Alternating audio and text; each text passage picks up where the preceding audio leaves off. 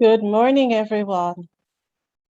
Thank you all so much for joining us at the Faculty of Social Sciences Research Seminar on various aspects of the COVID-19 pandemic. Earlier this year, we celebrated the faculty's 60th anniversary, and here we acknowledged the work of our founding scholars and their contribution to the strong, solid foundation of research, advocacy, and outreach that our faculty has had. We continue with our strong legacy of research, and today I have great pleasure in introducing to you some of our current scholars who are doing important work on various aspects of the COVID-19 pandemic. This is just a snapshot of some of the research that we conduct, and it is our intention to keep engaging with our students, with our alumni, with the general public on the work that we do, and to make this work more accessible to everyone. So thank you everyone for joining, and I do hope you will learn something from these presentations today and get to interact with us and share your views and ask questions and even push us to do more and let us know how you would like to challenge us. Today, we have a wide range of scholars from the Faculty of Social Sciences who have done research on so many different aspects of the pandemic. We have from our management faculty, we have research on mining social media data for citizens' perceptions on public health policies. This is a sentiment analysis on the COVID-19 restrictions in Jamaica. So yes, there is worth to Twitter beyond the number of characters that we may post there, and we'll hear more from Dr. Raul Graham, Dr. Matt Norton, and Dr. Russell on this. We also have Ms. Camille Davey and Ms. Weaver telling us about their research on the effects of the pandemic on university students. Dr. Dacia Leslie from Salises shares with us important work on the pandemic, on prison overcrowding in the Jamaican context. Then Dr. Obermuller tells us about the effect of COVID-19 on young males in depressed communities in Jamaica. So, you know, while there are some among us who say COVID-19 presents these opportunities and we can pivot and show our resilience, so far the research shows us that COVID-19 has presented significant challenges for all of us. Next, we have my own research on issues of law and policy that the pandemic has presented in a Jamaican context. And we also have work from Dr. Gordon, Dr. Anderson, and Dr. Ricketts on how the pandemic has created and widened and heightened the inequalities among us in the Caribbean. Persons complain that we cannot go a day without reflecting on economics of the pandemic. Have prices gone up? What has the JPS done? Various aspects of what are the economic implications of this pandemic from a macro or micro level. We look forward to hearing Dr. Christine Clark share more with this on us. So we have 7 interesting presentations. Before we start, I would just like the presenters, as I call your names, to say hello to our audience before we go into our first presentation. So Dr. Lila Rao Graham is here. Morning, everyone. Nice to be here. Thanks for having me. Thanks. We have Dr. Maurice McNaughton. Is he here? He may not be online yet, and okay, so if you're, I'm very much here, Lisa. okay, okay. But of course, we just want I'm only supporting cast on this. So. As long as we hear your voice, Dr. McNaughton, whoever is here will just acknowledge your presence. Dr. Russell is also, okay, we also have Ms. Camille Daly with us. Camille is here. I think you're muted. We see you and see you speak. Okay, yes. Hi, morning, everyone. Okay, so now you get to know some of the faces of the Faculty of Social Sciences. You may hear the names or read the articles, but now you get to see. Miss Lemoy Weaver is also here. Hi, morning, everyone. We also have Dr. Dacia Leslie from Salises. Greetings, everyone. Dr. Laura Obermuller. Good morning, all. Hi, good morning. We also have Dr. Doreen Gordon.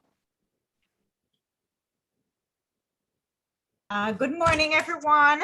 I'm glad to be here today to share with you. And thank you. And Dr. Moji Anderson. Hello, everybody.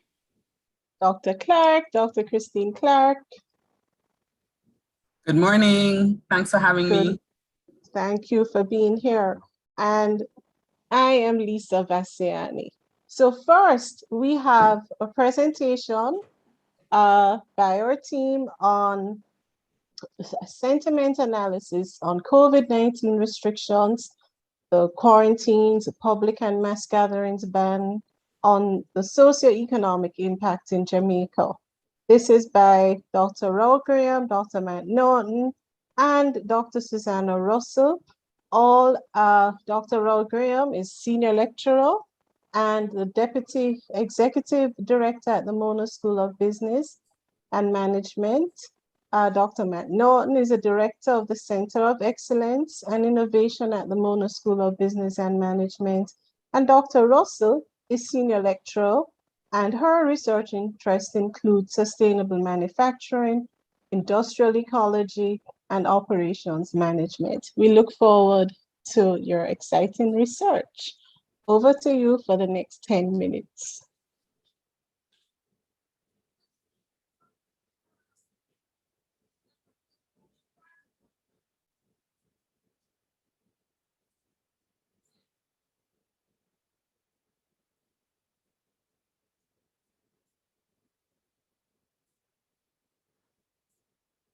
Sorry, I apologize.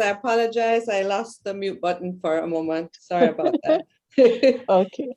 Okay, so today, first of all, let me thank Lisa and her team for organizing this event. You thanked us, but we also have to thank you for putting in the work at this time, so thanks. Today, we'll be presenting the work that we've been doing on mining social media data for citizens' perceptions on public health policies. More precisely, we're looking specifically today at the sentiment analysis on COVID-19 restrictions in Jamaica. This title is slightly different than what was advertised, so I hope you'll accept it anyway. I'll be presenting the work. I'm Lila Rao Graham, as Dr. Bassiani had mentioned, and Dr. McNaughton and Dr. Russell, who unfortunately has a class, have been working on this body of research. So just to put our work into context, this work is a part of a larger research project where we're exploring collaborations with private sector organizations in seeking to identify opportunities for harnessing non-traditional sources of data. This data we feel can enhance the national data ecosystem by augmenting the more traditional sources of public sector data. We are looking at data sources such as utility consumption, mobile phone usage, and as we're speaking about today, social media activity. We believe that collaborations with the private sector can facilitate important activities for our region in areas such as public health management, disaster management, and Sustainable Development Goal Monitoring and Reporting. So far, as part of this research, we have conducted an executive seminar on building a national data ecosystem through public-private collaboration. We have also designed and administered a business survey with our organizations in Jamaica, looking at big data capabilities, attitudes, and value opportunities. We have published this in a report that is available on our website if you're interested in seeing the findings. We're currently also administering this survey in Trinidad and Tobago in collaboration with the United Nations there. We've done some content analysis of Caribbean voluntary national reviews to evaluate gaps in SDG reporting capability and in identifying opportunities for big data in filling these gaps. We've done some data for sustainable development. We're looking at the data opportunities in that area and really focused on community tourism. And this again is an ongoing project. But we'll focus today on our social media for public sentiment analysis. And this is a work that we have been doing over, I would say, the last year or so. So as we all know by now, COVID-19 has drastically impacted the lifestyle locally and of course, citizens globally. A number of restrictions have come into being and really have changed the way we live, interact, and work. And although these restrictions have been necessary to help control the spread of the virus and reduce hospitalization numbers, many have not been well received by citizens due to the adverse effects on their lifestyle. Mental health, I know, will be discussed today, and it's an important consideration during this time. Public health policies will only be effective if they are really complied with by our citizens. So it's important to gauge public sentiment so that the appropriate messaging and interventions can really be implemented as a means of increasing compliance. Traditional statistics have conducted well-established CAP or knowledge, attitudes, and perception studies as a means of understanding public perception as a critical element of public health because of the strong association between risk perception and behavior. These studies are important, but they can be time-consuming to design and implement.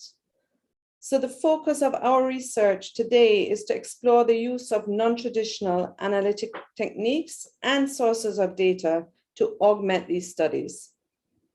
Analyzing public sentiments can really be used to help guide public health policies. So what is sentiment analysis? I think many of you probably have heard the term by now. And really the idea behind sentiment analysis is to detect sentiment in various types of texts. Sentiment analysis is also termed opinion mining, and it is classified as a natural language processing technique. So many of you know it through the social media activities you do on a daily basis. You want to reflect your polarity, positive views, negative views, or neutral views. Your feelings and emotions, are you happy, are you sad, are you angry about certain decisions that have been made, especially by the government, for example.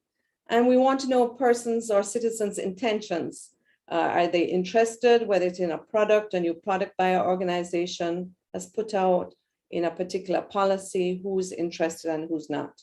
So that is the idea behind sentiment analysis, and it has been used successfully in various sectors, whether business, politics, and health, which we're describing today. Our particular study is focused on understanding citizens' views on the COVID-19 pandemic restrictions, which have been imposed by the Jamaican government. Today, specifically, we'll be discussing the public sentiments towards the lockdown in St. Catherine following the coronavirus outbreak Many of you may have forgotten about this by now. It seems like maybe a world away. At the outbreak at the Alarica Business Process Outsourcing Call Center, which was back in April 2020. And that was probably the start of what was to unfold for us over the next, year and a half so far.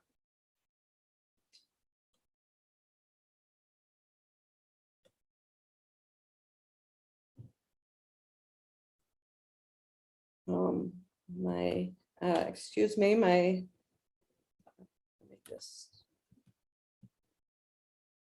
my PowerPoint seems to have taken a little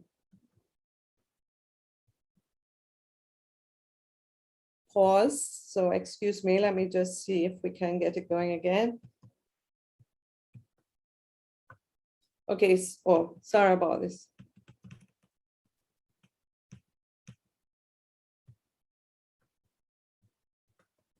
Apologies to Lisa and the team.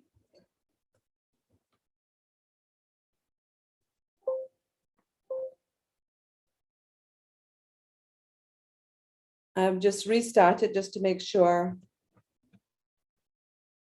that all is well.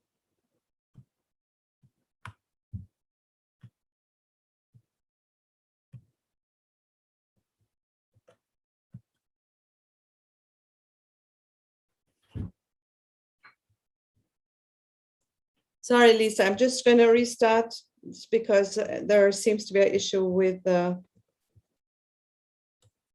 That's fine, Lila. We're on standby.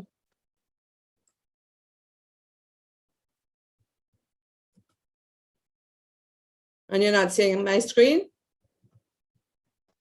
Yes, we are. We're Okay. seeing background right now. Okay, the slideshow is not advancing. But anyways, what we have done to apply this sentiment analysis is to collect Twitter feeds over the duration of just before as the lockdown was announced. We had 1,600 Twitter, we collected 1,604 tweets during as I said, we used the hashtags that reflected that the public was speaking to the issue of the lockdown in St. Catherine because of the outbreak at Alarica. So given that we collected these 1,604 tweets, we then would have to take these tweets and to, hold on 1 second. I'm just going to see if I can get it back up. Sorry. But we were seeing it, you know. But it won't there. advance. For some reason, it's not advancing. So I'm just trying to see if I can get that to advance properly. Again, apologies for this.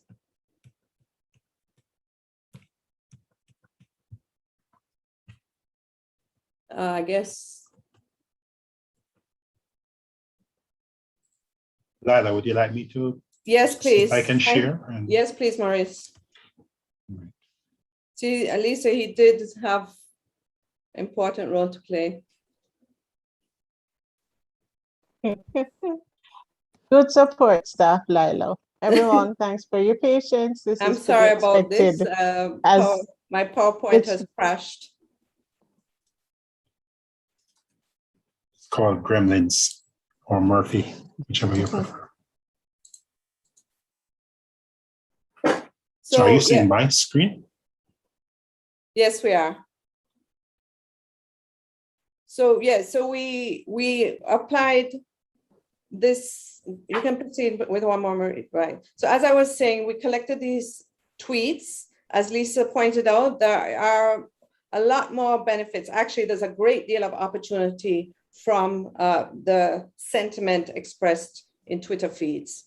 As I said, we ensured that the tweets were related to the lockdown in St. Catherine during this period.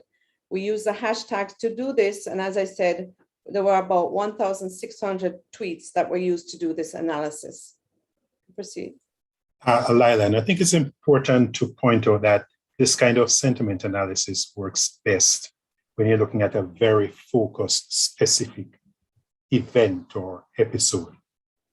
Hence, we wouldn't look at public sentiment broadly about government lockdowns, but we're choosing a very specific event and a specific time period, and then analyzing the social media activity around that.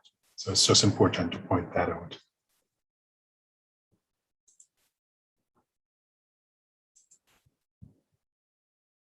Once we had this data set of tweets, we then built what we call a classifier model. And without going into the details of how this works, we did use the Python programming language. And typically what happens with sentiment analysis, you take the tweets or the data set, it doesn't have to be tweets, and you split it into a subset that's used for training and building this classifier model, and another set that's used to test that model. Once you test the accuracy of that model and you deem it to be acceptable above a particular threshold, you can then deploy this classifier model for practical purposes. So we built and we tested this classifier model. Maurice? The results of this, we have quite a lot of results, but in the interest of time, you would see here that the majority of the tweets about the lockdown at that time in St. Catherine were negative tweets, 76% versus 24%. Obviously, that would reflect that citizens are not in favor of the lockdown. And you can see here some specific tweets were out there and what the issues were around, or the citizens felt the issues were around that lockdown. Go ahead, Maurice. We also took those tweets and we tried to classify them into socioeconomic issues. So here's two examples. We saw quite a large amount of tweets around commerce, specifically about the loss of productivity for organizations because of the restricted opening times, but also about the overcrowding at various locations, people trying to buy food. So obviously there was an issue around access to food during that time. Another example is travel. We saw that there was a lot of discontent about the government still allowing tourists to come in, especially from the UK. And then there was this issue of, if you'd remember, the concern about residents from St. Catherine trying to flee the lockdown. So there were some issues around also domestic movement. So these are just some examples of the type of sentiment and issues that the citizens are talking about or reflecting on. Maurice? I just want to point there are some limitations, obviously, to this work. Sometimes very difficult to classify tweets that are sarcastic in nature. And you would imagine, as Lisa spoke about earlier, there are a limited number of characters that you can write in a tweet, right, Lisa? So then it becomes even more cryptic to really, how do you get the context out of the tweet? Of course, the Jamaican patois adds another complexity, and we all know how we use Jamaican patois, and especially some typical choice words can be something quite positive, but at the same time quite negative. So those are issues that we had to contend with. And of course, the size of the data set generally isn't large enough to generalize from our 1,600 tweets that we collected. Maurice?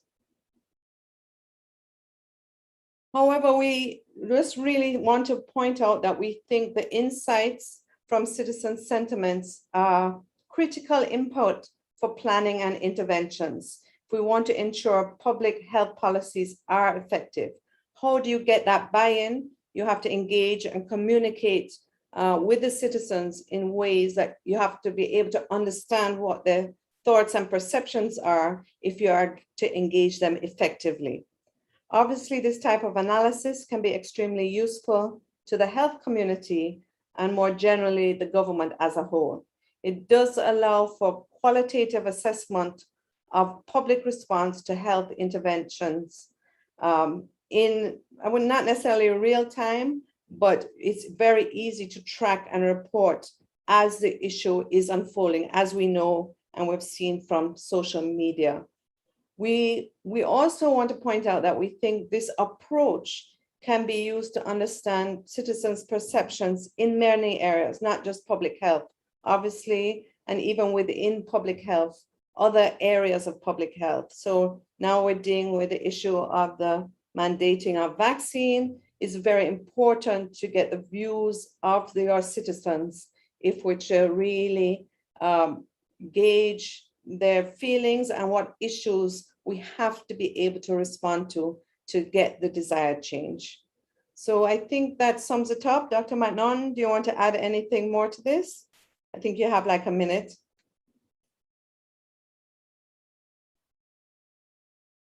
No, not really, Laila. I mean, just to make the point that this study on the Alarica episode was a specific use case of us exploring more generally a technique that has a lot of potential.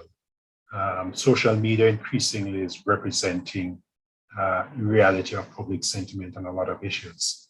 And in this particular case, obviously, we're looking at a COVID-19 episode, but we were very interested more broadly in exploring the use of these analytic techniques and their application to different, what we call, Laila, what do you call these sources of data? These types of data sets. Non-traditional sources, the big well, not data. just non-traditional, but as big data, they are unstructured, they are very large, and these techniques are becoming increasingly important. And one of the more fascinating things about this study for us, because we did this in collaboration with some colleagues, a colleague out of Colombia. In fact, he's African, actually. Where does Jamil come from? Was it Somalia? Anyway, he's a data scientist, and we had a lot of fun with him trying to interpret Jamaican patois and trying to understand, well, why does this particular thing be treated as positive rather than negative? That was quite funny, but also fascinating because it throws up some of the challenges that machine learning has when you get into the nuances of real people and real issues.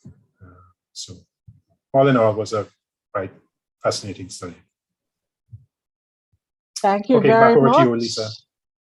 Thank you so much, Maurice. Thank you, Lila.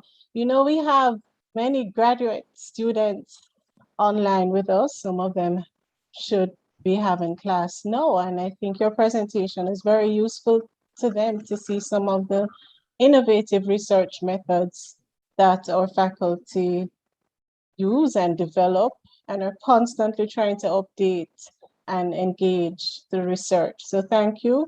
And our students will have the opportunity to ask you some questions more on the content or on your methodology. So welcome to all the students who are here. I also want to acknowledge two professors associated with the Department of Government.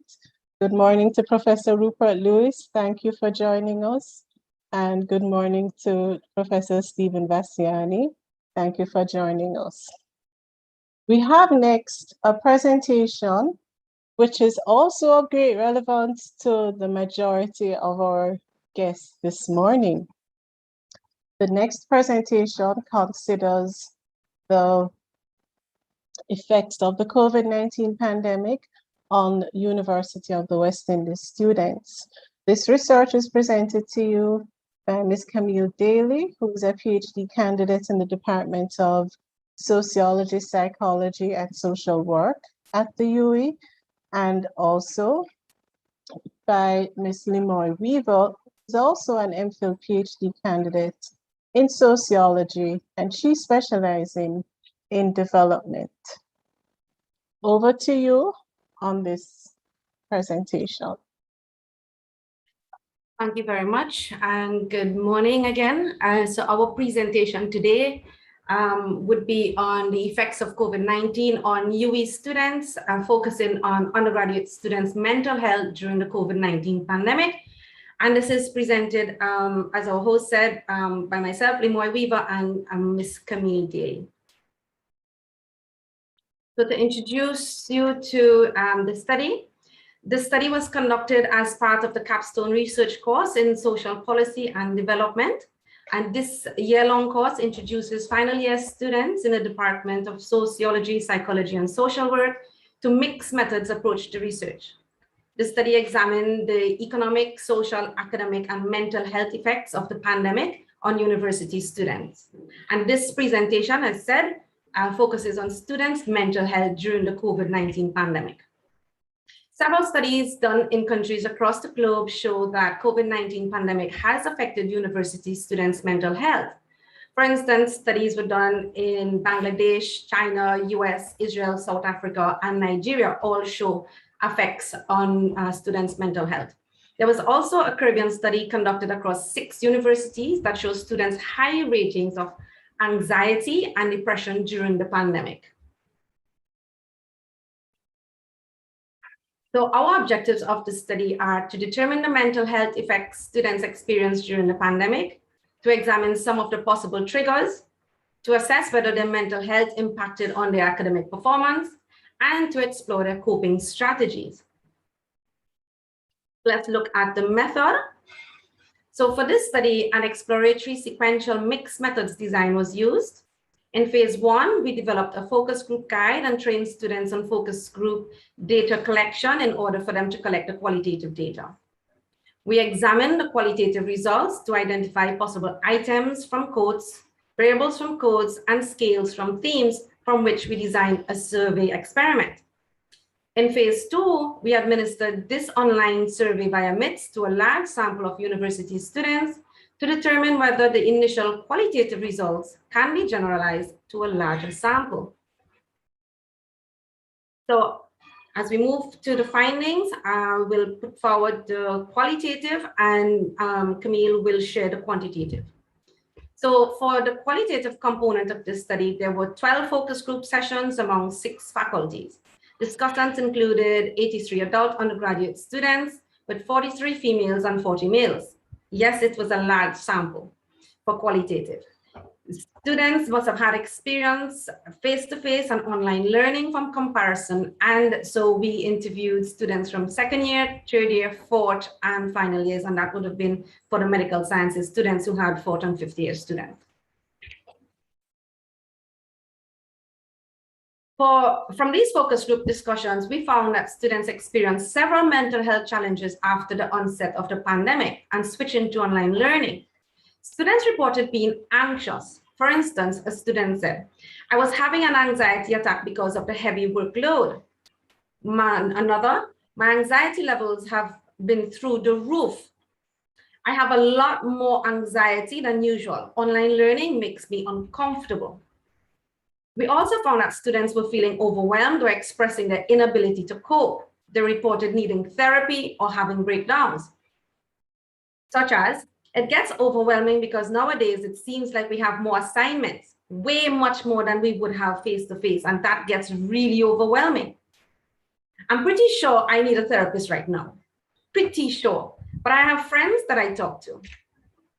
And finally, there were days where I had these breakdowns and I felt like I couldn't handle the online school and the pandemic, but it was a good thing my friends were there to check up on me. There were also students who expressed signs of depression, such as being isolated, oversleeping, and low motivation. For instance, this pandemic, especially with online learning, has made me feel more isolated than before because I just wanted to get out. I just wanted to see people and interact. Another said, "I cope by crying and sleeping. A lot of days I just don't even know. It's either I sleep in late or I don't go to classes or I don't care." Students reported a variety of strategies for coping with the stresses during the pandemic. It ranged from communicating with friends and families to being on social media and even praying. For example, I personally have a great support system where it would be my friends or my family and their classmates. So I think that is definitely necessary for someone. I try to just take a break sometimes, like find something to watch, perhaps a YouTube video or something. And finally, I pray. I pray before classes when the internet is moving a little bit shaky. I pray again because what can I do? Camille? Okay, thank you, Leroy. So we're going to touch on some of the quantitative data that we gathered. So briefly, this is the gender breakdown of the sample. We, as expected, had a majority, approximately 78% of respondents being female. We looked at the year of enrollment. We had said to students, really, this is open to students in year 2, year 3 and above, just to ensure that we had persons in the study who had really had some experience with online learning, and we'll be able to speak more freely about the challenges.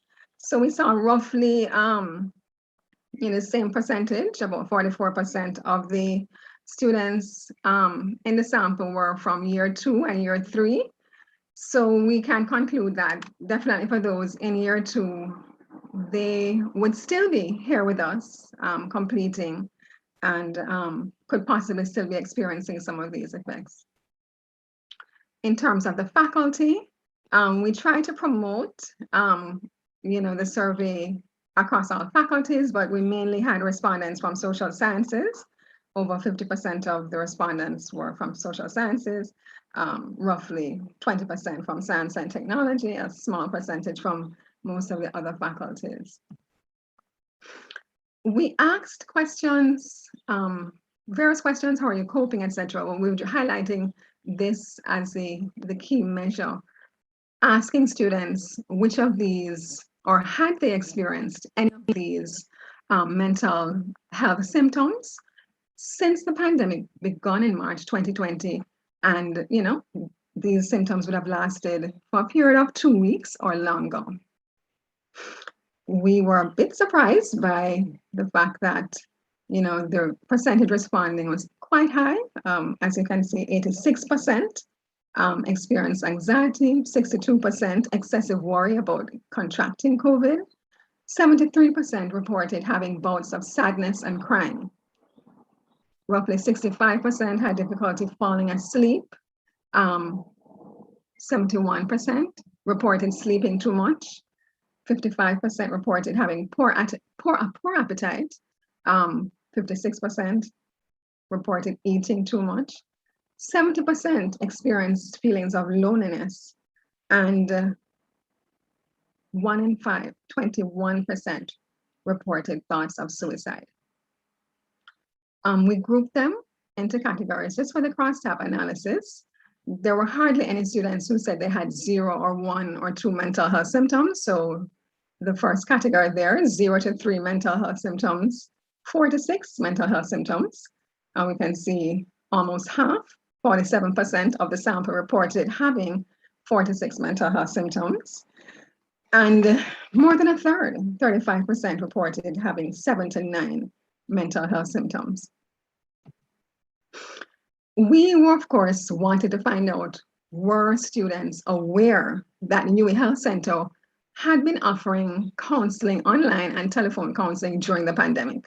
When we had done one of our key stakeholder interviews with the head of counseling, she indicated that the demand really hadn't been as high as they would have thought, roughly the same as the previous year for counseling services. And as we can see, more than half, roughly 54% of the students in our study said no, they were not aware that they could have accessed counseling services through the health center. We asked about internet connectivity, as this had come up a lot in the focus groups as a major stressor. And we see that roughly 13% of the sample had internet connectivity for less than 50% of their lectures.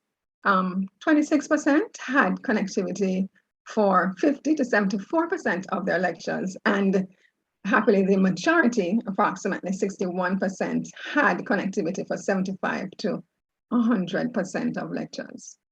And of course, this is a challenge, not just for accessing lectures, but as students pointed out, having your internet fail when you're trying to upload your assignment to Turnitin or your online exam is also a major challenge. We asked about their grades. How did grades change during the period? And let's say more than a third, 34% said they had no change. 40% said yes, their grades had improved. And this possibly can be attributed to additional time provided for online exams. And roughly 25%, a quarter, said their grades were lower than usual. So that's obviously a group that we have to be concerned about. We had, as Lewan mentioned, questions on the economic impact. And we found that more than a third, 35.7% of students had the experience of a family member, usually a parent, losing a job as a result of COVID. And it did come out in the focus groups. The fact that this really caused serious dislocations, challenges with paying fees, and also challenges with meals. There were students in the focus groups who actually mentioned having to cut back on meals because of this job loss in the family. Okay, now we ask questions about coping strategies, as Lemoy referred to, both in the qual and the quantitative phases. And we kind of divide into positive and negative coping strategies. The most utilized strategies, well, of course, sharing concerns with friends, spending more than 3 hours on social media, listening to music, and of course, missing classes. That came out a lot. Students saying we just had to take a break, from the online madness. And so that came out a lot in the focus group and was confirmed here. We classified negative coping strategies as spending more than 3 hours per day on social media, drinking alcohol, smoking cigarettes, smoking marijuana, and missing classes.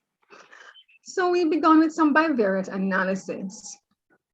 What we found is that students facing economic challenges owing to a parent's job loss were more likely to experience poor mental health, right? Having more than 4 mental health symptoms than students who didn't have that economic challenge.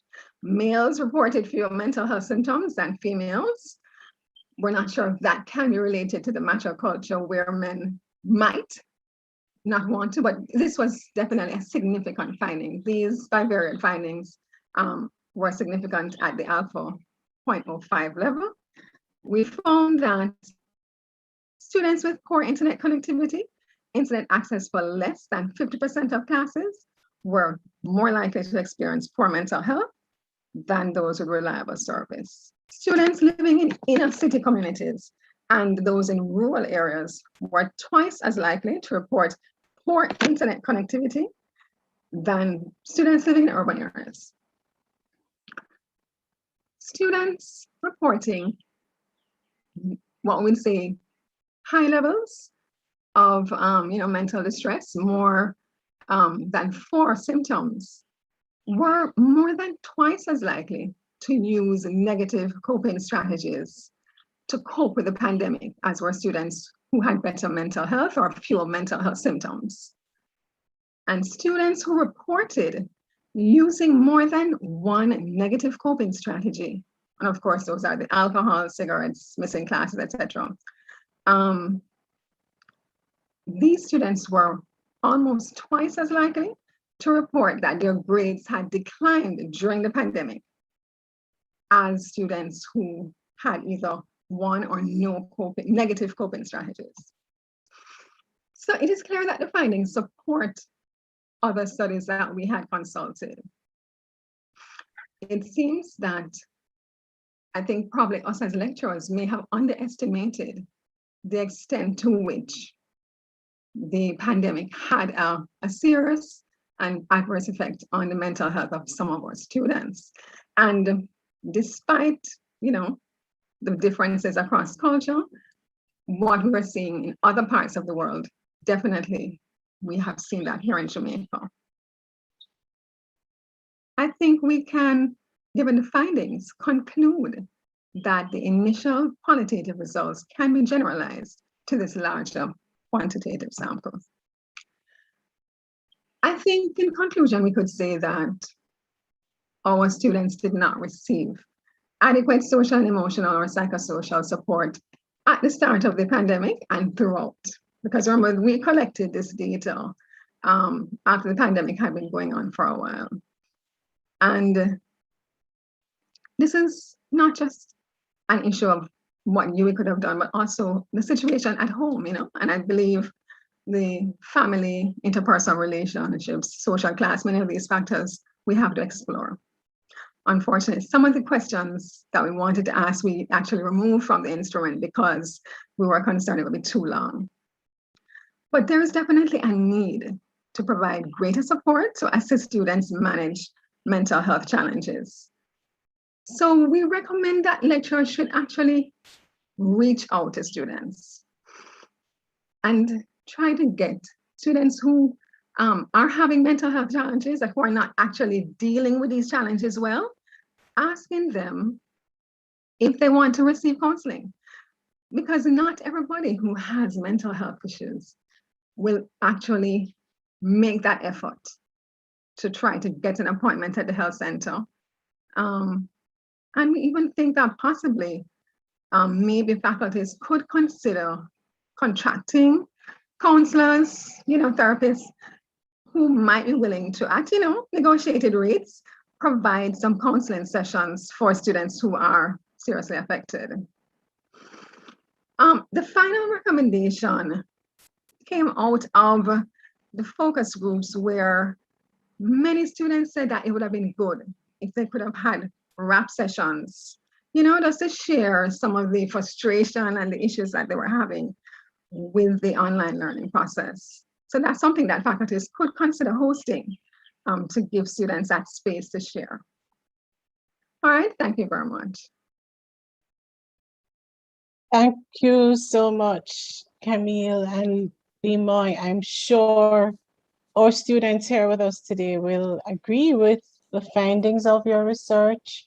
For our faculty, we have had our FSS roll with it. I hope more students will engage with that program and get more support. And we will certainly have to think about the recommendations that you have shared. So thank you, Bimoy and Camille. Thank you. I'd like to apologize for Professor Tennant, who is unable to be with us this morning. And sends his apologies. I also want to welcome our Deputy Dean, Dr. Ricketts, and our Associate Dean, Dr. Shevers, as well as the many colleagues who are with us this morning, Dr. Eleanor Henry, Mr. McLeod, Ms. Brown, from other faculties and centers, Dr. McKnight, Dr. Kremner, also see Dr. Brathwaite among us, and Dr. Matt Bean from MSPM. And to our other colleagues, Ms. Pinnock, Mr. Wapp, and Ms. Corey Brown. And to, again, all our students, we really hope that you're finding this seminar useful. Next, we have joining us, Dr. Dacia Leslie, who is here to speak to us about the effects of the COVID-19 pandemic on prison overcrowding in Jamaica. Dr. Leslie is a research fellow and chair of the Crime Prevention and Offender Management Research Cluster hosted in Salises. She's also a Commonwealth and Canada CARICOM faculty leadership member and has 10 years of experience undertaking research and evaluation. Dr. Leslie, thank you for joining us today, and over to you. Thank you so much, Dr. Vassiani. I'm going to just go ahead and share my screen. Perfect.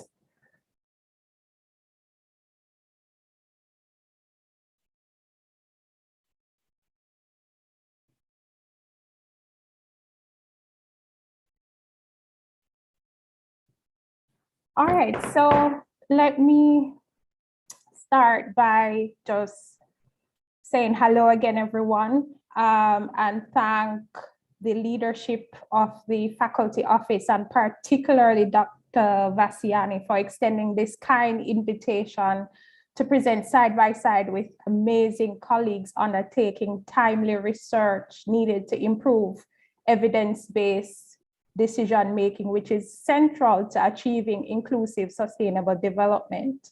Today, I would like to share with you some emerging findings on the effects of the COVID-19 pandemic on prison overcrowding in Jamaica based on the first wave of the outbreak locally. For the purposes of this research, prison overcrowding refers to spatial density, and in terms of measurement, it is a proportion of inmates to rated capacity of the service. So I will start by giving you an overview of the main issue under investigation, then move on to providing you with a brief background of Jamaica's correctional service before sharing with you the methodological approach, followed by some emerging findings, conclusions, and recommendations.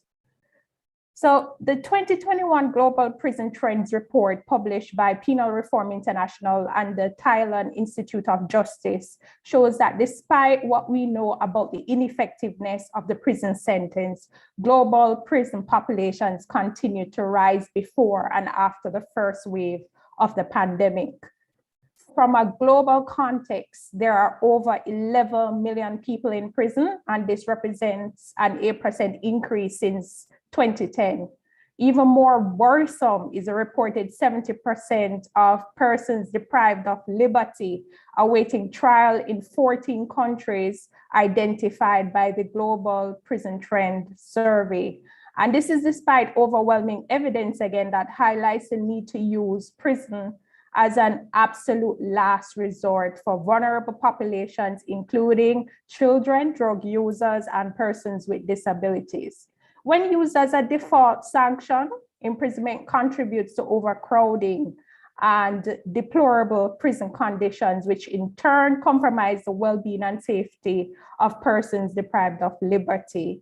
One of the motivations for undertaking this study derived from the absence of the Anglophone Caribbean experience in the 2021 Global Prison Trends Report, which I found to be timely and comprehensive.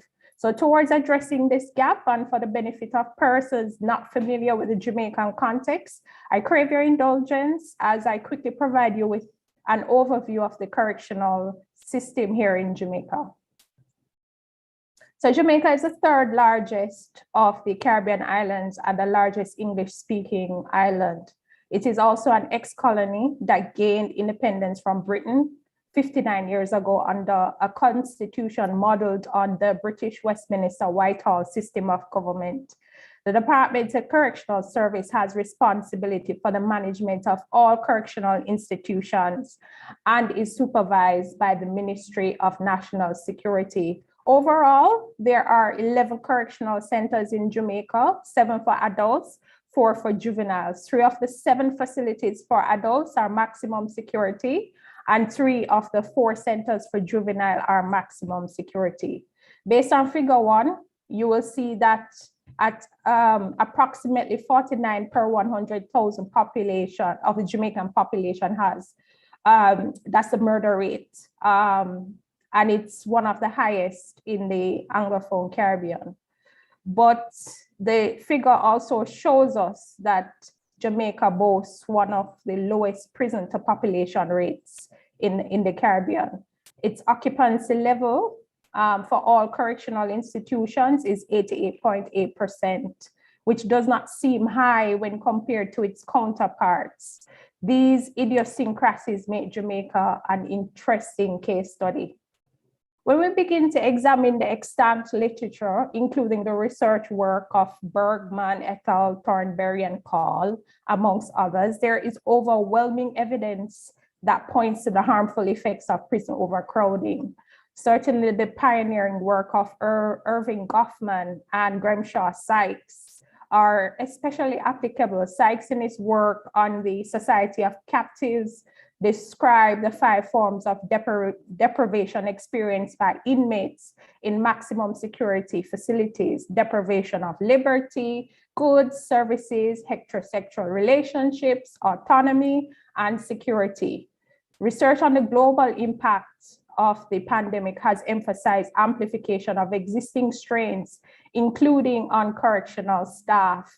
Emerging effects on overcrowding globally have included reductions resulting from emergency releases, suspension of court proceedings, increases in imprisonment resulting from violations of COVID-19 state-imposed rules.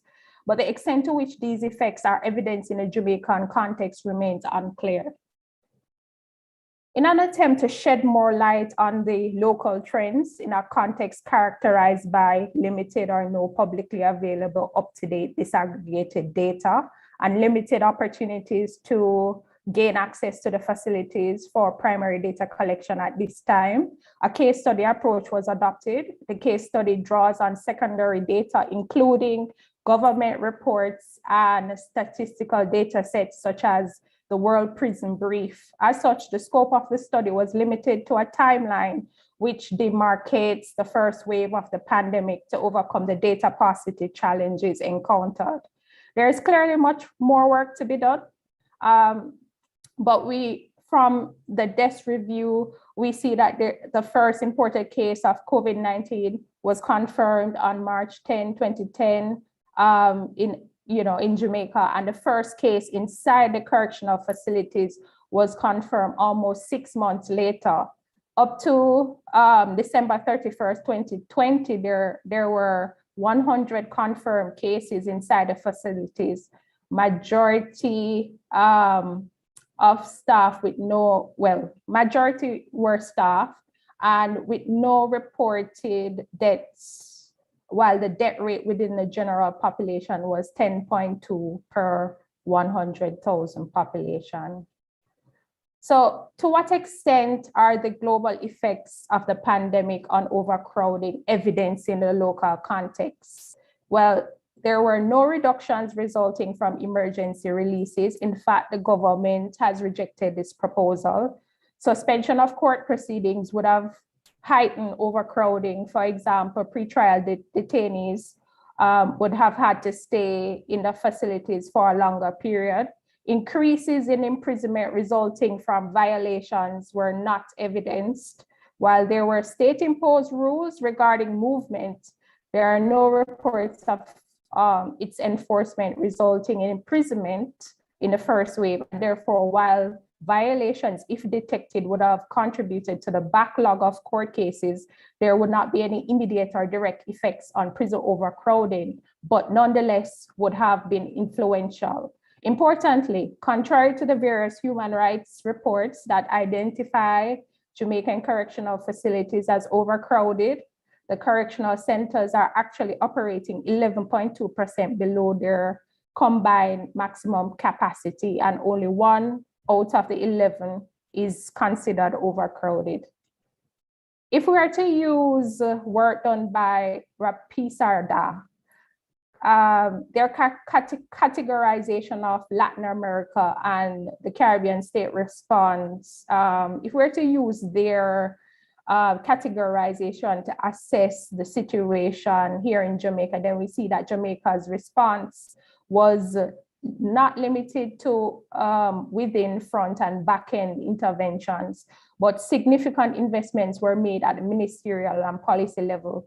The response is, however, very weak on the back end and raises important questions about the state's commitment to its national development plan regarding the effective rehabilitation and reintegration of persons deprived of liberty as part of broader efforts to achieve a just, cohesive, and more peaceful Jamaican society. So failure to strengthen the back-end responses has a number of implications, some of which are highlighted here. The human rights of many pre-trial detainees are being violated. Given what we know about the criminogenic effects of any interaction with the criminal justice system, a juvenile custodial population of 50% in remand is just too much. We know that the system is not equipped to properly address the needs of the inmate population. One implication of this is the one sessional psychiatrist to 254 inmates before the outbreak, and it is likely that the psychiatric needs of the population would have expanded, especially in light of extended periods of isolation and lockdown due to staff shortages. In conclusion, the Jamaican state's attempt to curb the spread of COVID-19 inside its correctional facilities can be described as proactive and effective to the extent that they have been able to keep down the numbers in the first wave. In terms of decarceration efforts, the state's rejection of early release options casts doubt on its commitment to facilitate the rehabilitation and reintegration of inmates and use imprisonment as a last resort for vulnerable populations, including children in need of supervision. There are obviously some longer-term considerations that need to be made. In seeking to promote the rehabilitation and reintegration of persons deprived of liberty, there are a number of recommendations that can be made, but in the interest of time, I will mention one.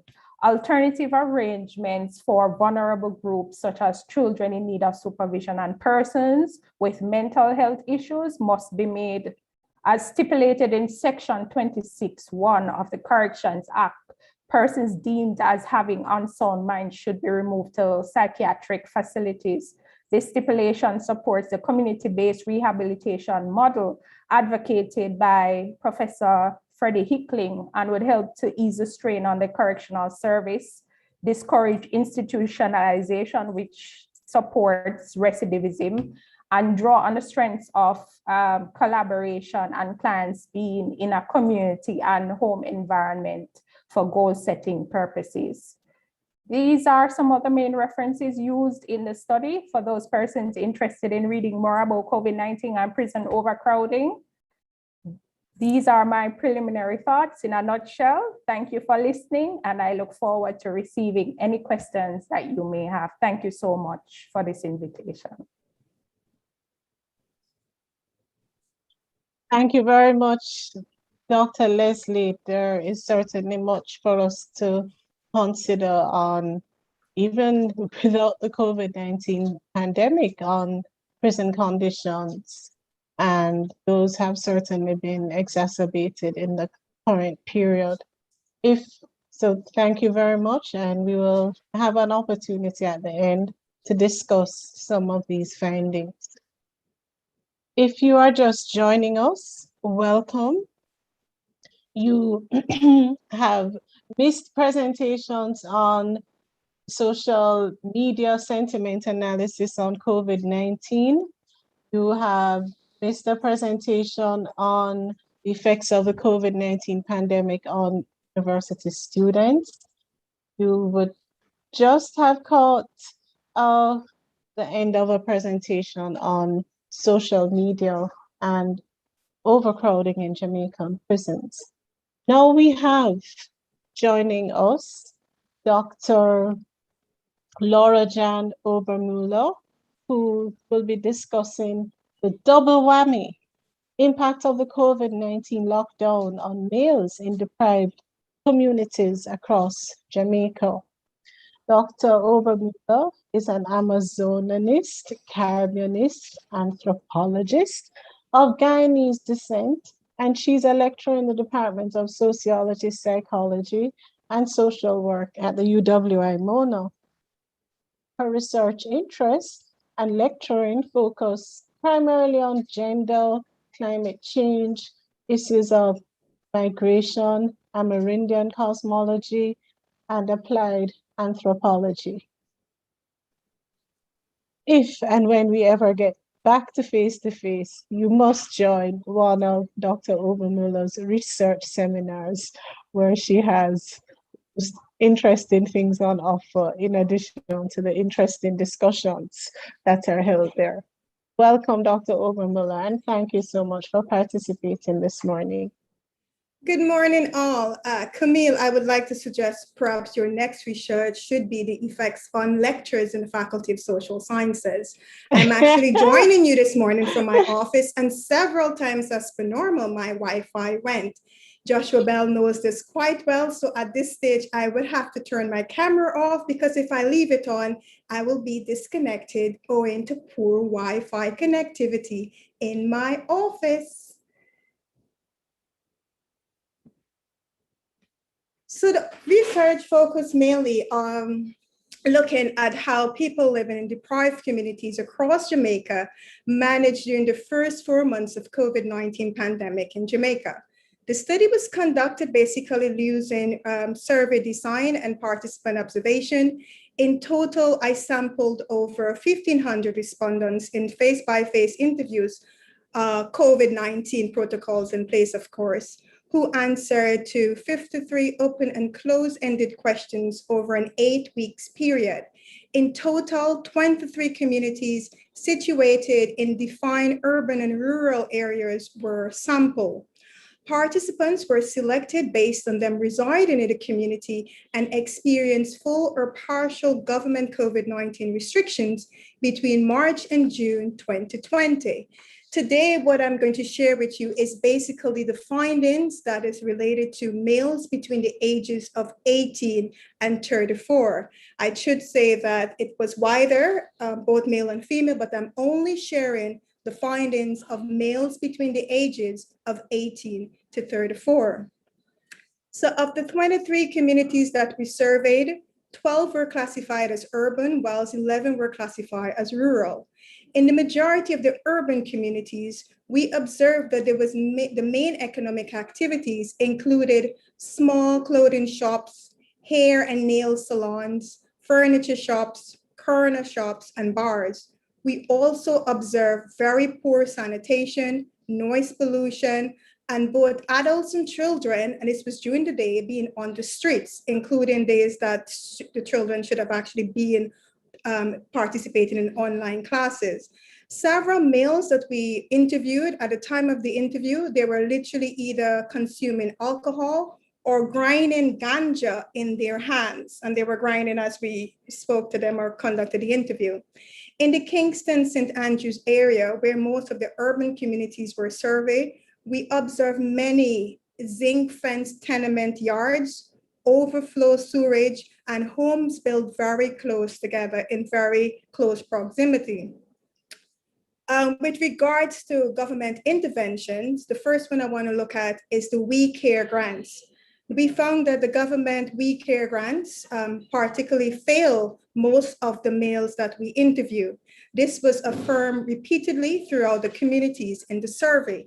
It must be emphasized, however, that the CARE initiative was one of great ambition, 9 types of benefit for a wide range of individuals and small businesses affected by COVID-19. This unprecedented initiative had to be implemented across the island within a short time. However, the urgency to implement saw the failure to articulate all the interrelated conditions the program was meant to address, resulting in our survey that 62% of the respondents not applying for any grants, and of those who applied, only 20% being successful. We found that fault lines were found in the advertisement and distribution of the grants. For those who may not be aware, the 9 grants included a compassionate grant, set cash, general grant, best grant, small business grant, and they had various monies attached to them. In the interest of time, you can look those up. I don't want to waste my time on that. So the various payout wasn't accessible to all. And one of the main issues, for example, to receive the government compassionate grant, where eligible applicants receive a one-time grant of 10,000 Jamaican dollar, equivalent to $70 US at a time, was meant to be paid into their bank account, or they could have collected them from a remittance company of their choice. The applicant needed to have both a valid tax registration number and a form of national identification that matched the TRN. Some of the participants, or majority of the participants, had either no TRN or they had no ID. So some of you may be aware that an estimated 200,000 Jamaicans, nearly 1 in 10 persons above the age of 18, do not have proof of legal identity. And this was found in a CAPRI survey called Who Am I Report? And this was in September 2020. So that report noted that an estimated 200,000 Jamaicans, nearly 1 in 10 persons above the age of 18, did not have a legal identity. As such, many who needed the money were disqualified by default. 20% of Jamaica's adult populations are also said to be unbanked. So many who did qualify in our survey to actually collect the money was unable to so do because they either had to join a long queue, which would have put them at risk of contracting COVID-19, or they claimed that they did not want to go through that method, or when they actually went to collect their monies, the long queues was so, it was so long that they wasted like an entire day and still didn't get through. And some of the queues had no form of social distances. However, the participants noted that in any case, this one-off payment was insufficient to relieve their needs. Further, to obtain the COVID-19 small business grant, an applicant had to be an active taxpayer with updated business registration. This scheme did not apply to informal and therefore the neediest businesses, and those are the businesses that I mentioned earlier, nail salons, bars, et cetera, in the communities that we observe. When the males were asked, for example, why they did not apply, I'm just going to give you the findings of ages first 18 to 24. 30% said, I did not know about it. 20% said they couldn't be bothered. 20% had no TRN or ID. 9% did not qualify. I was employed at the time when it was actually being given out, but at the time of the survey, they were unemployed. And for the remainder said they did not know how to apply. In the age range of 25 to 34, 36% said they did not know, 26% said they couldn't be bothered, 12% had no TRN or ID, 6% said they were employed at the time, and the remainder said they did not know how to apply. I should mention here that majority of the respondents indicated that they did not have an active bank account owing to the requirements to open a bank account. With the majority of our participants being unemployed also, it actually prohibited them from being able to open a bank account. For the majority did not have the relevant identification to open a bank account. Jamaica COVID-19's government response also involved quarantines, lockdowns, and curfews. Our research found that those orders were not clearly defined by the government, and it resulted in different interpretations amongst government agencies and the wider society. Consequently, some communities such as Enfield St. Mary had restricted access and benefited from government welfare assistance. And this is because whether a community was defined as on the lockdown or under curfew, it received different types of welfare grants or what you call welfare aid. So we found that 80% of the participants noted that they did not adhere to the stay at home and quarantine orders stipulated by the Prime Minister. This was due, they said, to their social economic conditions that made it difficult for them to obey. Some of the communities, the participants in the communities mentioned that they basically operate or function in the informal economy, where their earnings are based on a day-to-day hustle, and this was curtailed by the restriction of movements. Those who were employed or were unable to work said that they were unable to earn, and the fact that they were unable to earn, it made it difficult for them to actively be at home in the household, because some of them said, look, they don't have any money, you go home, it's just worries, you know, the complaining from their partners, complaining from their relatives. More so, they live in 1 or 2 bedroom housing that contain more than 12 or so people living in it. So it was like a small space that they occupied. So being on the street or hanging out on the street was the best place for them to be based on their living conditions. So given that a large portion of the participants engaged in unregulated employment, there was no option for them to seek any benefits from any employer or further from the government. In Jamaica, it is said that half of the labor force are considered to belong to the informal or unregulated sector of the national economy. Most of these Jamaicans are in the lower social economic brackets, and many are unbankable and undocumented.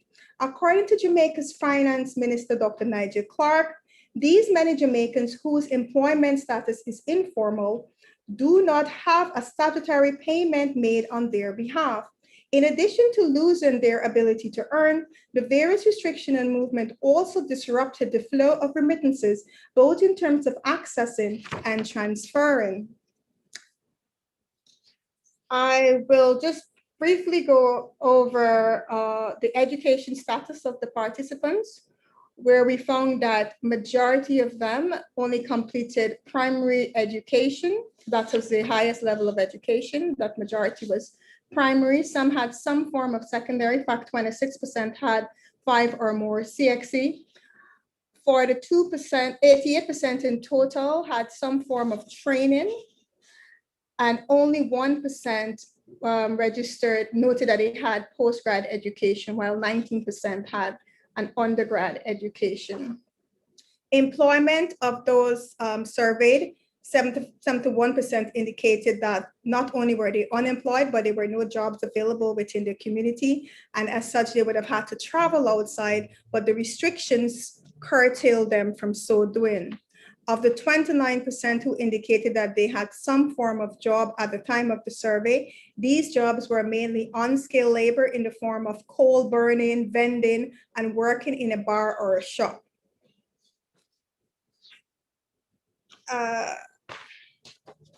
Of other source of income, majority of the participants noted that they did not receive any form of remittances from abroad. Of those who indicated that they received remittances, this was an amount of 50 to about $100 from relatives. And it would come, they said it increased during the pandemic. In fact, we found that 17% of the participants noted that their increase from 50, the remittances increased from 50 to 150 to 250 since COVID. And this is remittances from relative or friends abroad. In terms of PAT funding, we found that of the participants, only 12% indicated that they were receiving benefits under the PAT program. I should note here that majority of the participants indicated that they were unaware of the benefits to be derived from PAT and other types of government benefits. So we have, there were some, especially in the 18 to 24 category, who did not know of other terms or other types of benefit that they may have been able to tap into. Housing situation, we found that majority of the participants were living with a relative or a family member. 16% of them were squatting, and 31% of them were renting. With regards to how COVID-19 affected their hobbies, majority of them said it did not, because they continue with life as if COVID didn't exist. We also found that a large percentage of them, 47% of them, said that they completely disobeyed the COVID orders and they continue going out.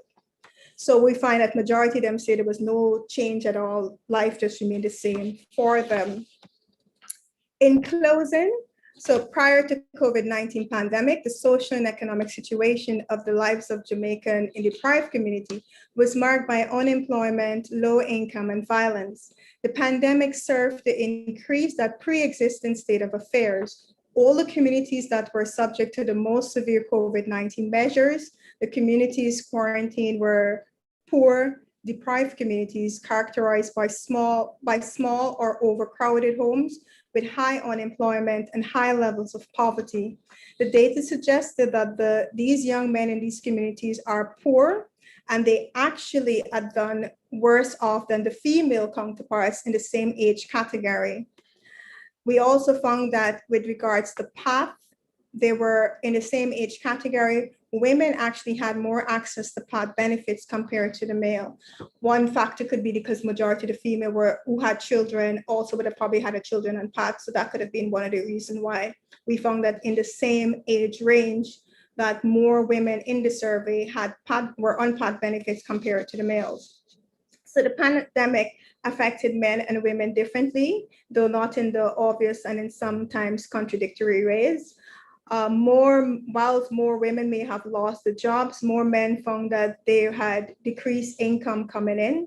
The young men found that their social life were affected in somewhat, especially in terms of those who were in communities that were also on the Zozo. And this is where the issue came in, because for a lot of the young men who were in communities that were also on the Zozo, their restriction was far too limited because they had the army serving the community daily. So every day there was, in fact, one community in Denham Town, for example, said they were playing this cat and mouse game with the soldiers. So when the soldiers were on one street, they ran into the other street. When they come to that street, they ran into the other street, and that was like a fun that they were doing. In fact, I actually observed them doing it and even participated in it, because part of participant observation, that we were running from street to street.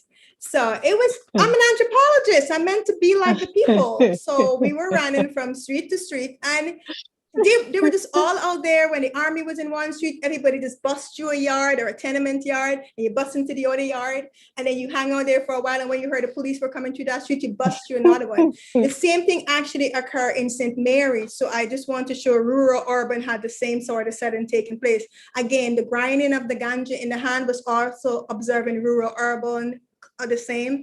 The drinking of the white rum and boom, also rural urban. It was no difference in that age category. Thank you, Dr. Obermuller. So in closing, I just want to just briefly talk about some of the recommendations. And these also included, more importantly, having more social intervention in these communities, and especially more profound intervention where people actually spend time with the people to figure out what is it they want, and not implement policies and programs that are not useful for the communities. Thank you very much. Thank you so much, Dr. Obermuller. You have showed us another type of research, and I hope our students and all our guests this morning found your presentation intriguing and interesting, though you share with us some very concerning statistics and trends of the effects of the COVID-19 pandemic. Thank you so much for sharing your perspective and research with us. Next, we have Dr. Doreen Gordon, Dr. Moji Anderson, Dr. Heather Ricketts, and Michael. She will be not all presenting, but their work will be presented on equal pandemics, Caribbean perspectives. Dr. Gordon is a lecturer and researcher based in the Department of Sociology, Psychology, and Social Work. Dr. Moji Anderson is an anthropologist, qualitative health researcher, and senior lecturer in the same department. Dr. Heather Ricketts is a sociologist and holds a PhD in development studies. She's also the Deputy Dean of the Faculty of Social Sciences. And Mr. Yishu is a demographer in the Department of Sociology, Psychology, and Sociology as well, in the same department. We welcome this presentation, and we also welcome all the officer cadets from the Caribbean Military Academy found the time to join us this morning and listen to parts of the research coming out of the Faculty of the Social Sciences at the University of the West Indies. Not only are you learning, but as faculty members, I think we can all say we are learning so much from each other's research. Over to you, Dr. Gordon and company. Yes, good morning, Lisa. I hope you're all hearing and seeing me. As mentioned in Dr. Lisa Taylor Vassiani's introduction, our paper today is a collaborative effort written by Moji Anderson, Doreen Gordon, Heather Ricketts, and Michael Yishui. As the title suggests, on equal pandemics, Caribbean perspectives, we argue that the COVID-19 pandemic has laid bare the plague of global inequality and amplified the vulnerabilities of Caribbean countries. Using primary and the secondary data, including censuses, social media analysis, newspaper articles, and governmental and regional development reports, we illustrate how pre-existing global inequalities have reproduced themselves at the regional and country level and compromised the world's ability to cope with the pandemic. In the realm of social protection, all except Barbados and the Bahamas have had no unemployment insurance, and all systems have been found to require greater flexibility and shock responsiveness. Different kinds of support were provided through existing and newly introduced programs such as CARE in Jamaica. The examples of social protection programs rolled out during the pandemic include salary relief and cash transfers for some categories of workers, loan deferrals, food packages, provision of seeds and fertilizers, employment retention, and grants targeted at the most vulnerable in society. A more specific example is Barbados, where the government introduced a raft of economic stimulus measures, such as loan payment deferrals for small businesses and adopt a family programs. Socially, the pandemic has intensified pre-existing inequalities, particularly in education, food security, quality of life, and mental health. For example, in Jamaica, the slow rate of children's vaccinations and the mishandling of the Pfizer vaccines has meant that school is still online. Hundreds of thousands of poorer children could not participate fully in school last year because they could not afford to go online. So far, 2021-22 is little different. The third round of the CARICOM World Food Programme COVID-19 Impact Survey on food security and livelihoods, which took place primarily in Barbados and Trinidad and Tobago, revealed reports of reduced food consumption, increased food prices, and lack of food stock, with the poor suffering disproportionately. There is also a huge social, psychosocial effect, with increased reports of domestic violence and child abuse, stress, and anxiety. For many women and children, especially girls, home is not a safe place, exposing what we are calling the shadow pandemic. Suriname and Trinidad and Tobago have also shown substantially increased cases of violence against women. In Jamaica, there is evidence of increased shouting, name-calling, and corporal punishment of children by adults after the COVID-19 restrictions came into force. The next area to be discussed is power differentials of countries within the global market. Personal protective equipment, which I will abbreviate to PPEs, for healthcare workers reduce the chances of infection spread, ensuring the health system functions at optimum capacity. Consequently, in a pandemic, the quality of the healthcare system depends appreciably on the availability of PPEs, which are not produced in the Caribbean. The international market became more competitive, with the world's largest economies competing for a decreasing supply of PPEs, resulting in significant price increases. The international PPE supply chain faced severe pressure as China and other major producers such as Taiwan, France, and the United Kingdom restricted exports to meet their own country's needs. The US imposed tariffs on Chinese PPE imports, making them even more expensive and difficult to acquire for Caribbean countries. In addition, to address the US domestic PPE shortage, the Trump administration issued a temporary final rule, which restricted the export of PPE without permission of Federal Emergency Management Agency. This meant that necessary medical equipment and PPE legitimately acquired from the US suppliers by Caribbean countries are subject to seizure and have been seized by US Customs. The British Virgin Islands had US $12,000 worth of PPE seized, but later released after the BVI governor's intercession. Barbados had 20 ventilators seized and were never delivered. I'm handing over now to Moji, who can take this presentation forward. Moji, are you there? Yeah. Hello, everyone. I'm going to continue. So the international vaccination drive has also revealed and reinforced inequality. Globally, poorer countries suffer under vaccine apartheid or vaccine nationalism, meaning that they have unequal access to vaccines. Wealthy countries have been hoarding vaccines, something the WHO Director General called a catastrophic moral failure. For instance, the US has claimed 7 doses per citizen. Rich countries and big pharma have conspired in multiple ways. So governments signed secret vaccine deals with pharmaceutical companies, giving them liability and patent protection and preventing vaccine donation or resale. The University of Oxford, originally intending to provide its vaccine free or cheaply, was convinced by the Bill and Melinda Gates Fund to hand over the rights to AstraZeneca with no free or low-cost guarantee. Meanwhile, Pfizer, with its estimated 60 to 80% profit margin, was instrumental in setting up the intellectual property rules at the WTO, where for the past year, rich countries have been blocking an Indian and South African proposal supported by around 100 countries to waive some patent rules.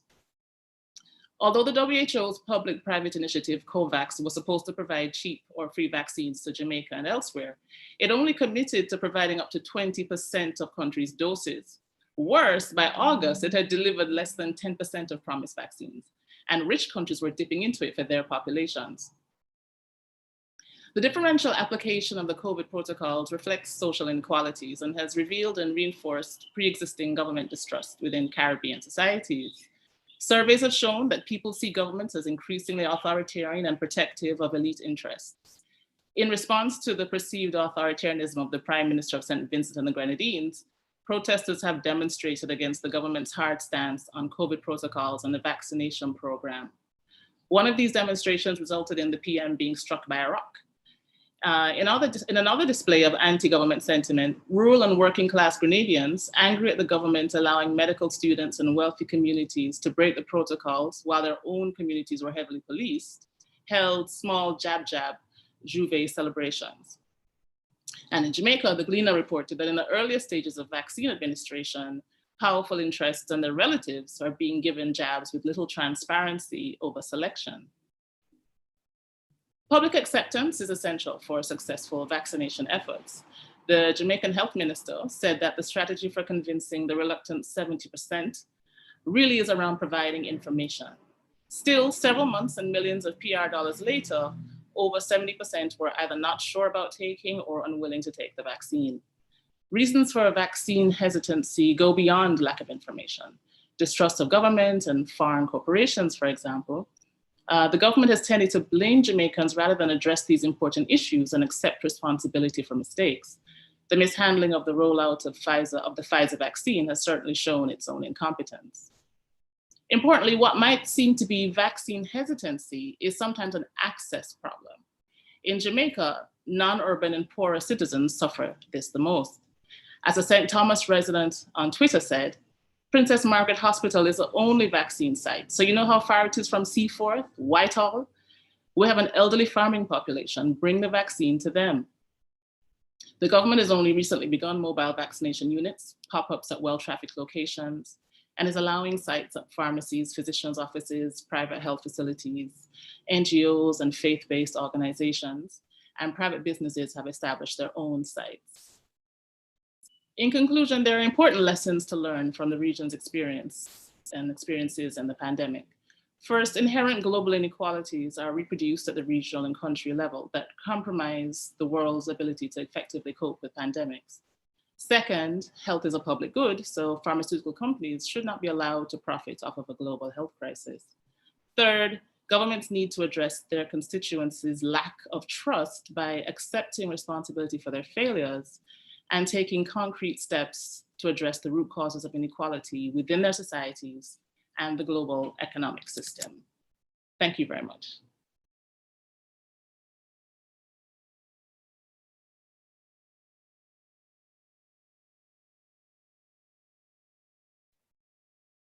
Okay, thank you very much, Dr. Anderson and Dr. Gordon. You made some very pointed statements regarding the effects of the pandemic, regarding vaccine hesitancy and the government, particularly Jamaican government response and management of the pandemic. Next, we have changed the order of the presentations a little because some of our colleagues have classes to teach at 12 o'clock. So next we have Dr. Christine Clark, and Dr. Clark will be sharing with us on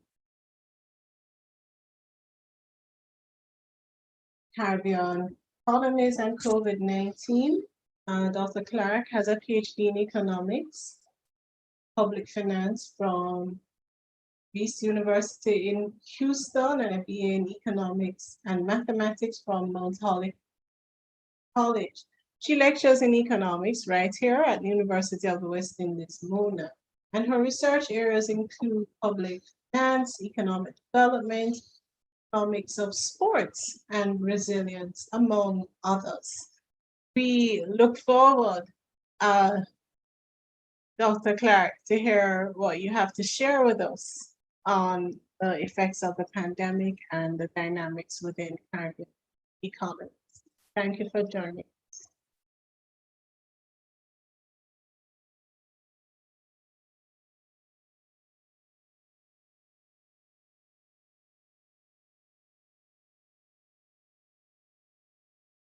We were seeing your presentation, but we're not seeing it anymore.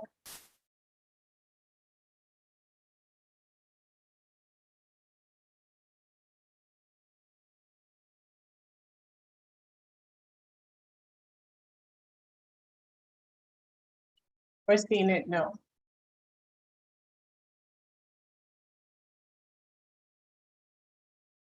Okay, good morning. Thank you very much, Dr. Vassiani, team, and also, of course, to the presenters that have preceded me. I'm going to try not to be the person to keep you not just from class, but also from lunch. I just wanted to say that this research, in essence, was actually part of a book collection of articles done last year, actually this time. And so in a way, it represents basically, some of the impacts of the first 6 to about 8 or so months of the pandemic. So whilst you may be able to identify, and I will try to do so as best as possible in the context of the time limits, updates that could be made to some of the things that I say, I just wanted to note that, and I've indicated also where the publication will be hosted by Palgrave in Coronavirus and Islands. So in terms of our economic analysis, as you know, it has to start with some context. In terms of the Caribbean, which was a scope of what I was asked to do, the SIDS here represent about 22 of the 38 SIDS globally that are independent as far as the definitions that are universally accepted. We understand how diverse the countries are, and within each country, the populations are also very diverse, not just on the basis of language and other cultural dimensions, but also the structure of the economies. We know that, in general, we're classified as either tourism, natural resource exploitation, or manufacturing, or a combination of those. And we know that each of those economic structures have differential impacts, for example, of tax flows and other things relating to, the operations of the government, and clearly, therefore, the social safety nets that can be provided. In the Caribbean, we know that we have identified the issue of out-migration as being something quite significant for the region and the brain drain. And we've seen since this research, a lot of talk about, for example, the out-migration of nurses, ICU nurses in particular, and doctors in relation to the fight against the COVID-19 disease. And we also know And we're surprisingly able to note the role that remittances have played in this particular part of the pandemic, where at the outset of the crisis in about April, the World Bank and IDB basically had sounded a kind of death knell to the FX flows expected from remittances, which gladly and surprisingly, I'm sure for many of the recipients, as well as for policymakers and central banks, were remarkably robust in the context of the fact that many persons in our diaspora actually work in the health sector and in the education sector, which it ended up being actually quite robust in the context of this crisis, something we did not see, for example, in the financial sector crisis about a decade ago. So from an economic perspective, we would have expected, in terms of the context, that COVID-19 would have had a detrimental impact. And we, as we went into the writing for this chapter, were concerned about the advent of the hurricane season and other hazards that we know we are prone to, and that could have even worse impacts in terms of population impacts, as well as physical and other damages. We note that we have issues as far as it relates to just resources, capacity, as well as our institutional capacity to respond to crises. I mean, historically, we would have gone through various financial sector crises. We went through the global ones. We went through several episodes. And so the prognosis was quite dim, and we would have seen the response from policymakers to try to put in place measures through whether it's committees or other mechanisms to try to address this. One thing we would see also within the Caribbean region is that, we've embarked on continuous reform processes. Sometimes before one set of reform agenda has been implemented, we have another study coming on to look at, the next round of reform. And so to some extent, some of the countries, Jamaica could possibly be included, would have had a better footing with which to face the crisis than if we had not gone through some of those reforms. Certainly, my colleagues would have mentioned the care packages and the other mechanisms that have been implemented. We certainly would not have had fiscal space just from an accounting perspective without significant restructuring of the government expenditure portfolio in order to even implement those programs, which we might say from an individual perspective, $10,000. But if we use the long lines to collect same and compare it even to NIS benefits, we can see that these benefits were useful to those who receive them. And so overall, our context is one in which we had struggled with exports. The region has several countries, or had up to the point of 2020, several countries with high debt to GDP ratios. And we know, of course, of the inimical growth concerns. And so that would have set us off with, all antennas up, all eyes looking to see how governments would be able to navigate this period without further jeopardizing, what economics would basically claim as, a long-term kind of existential crisis.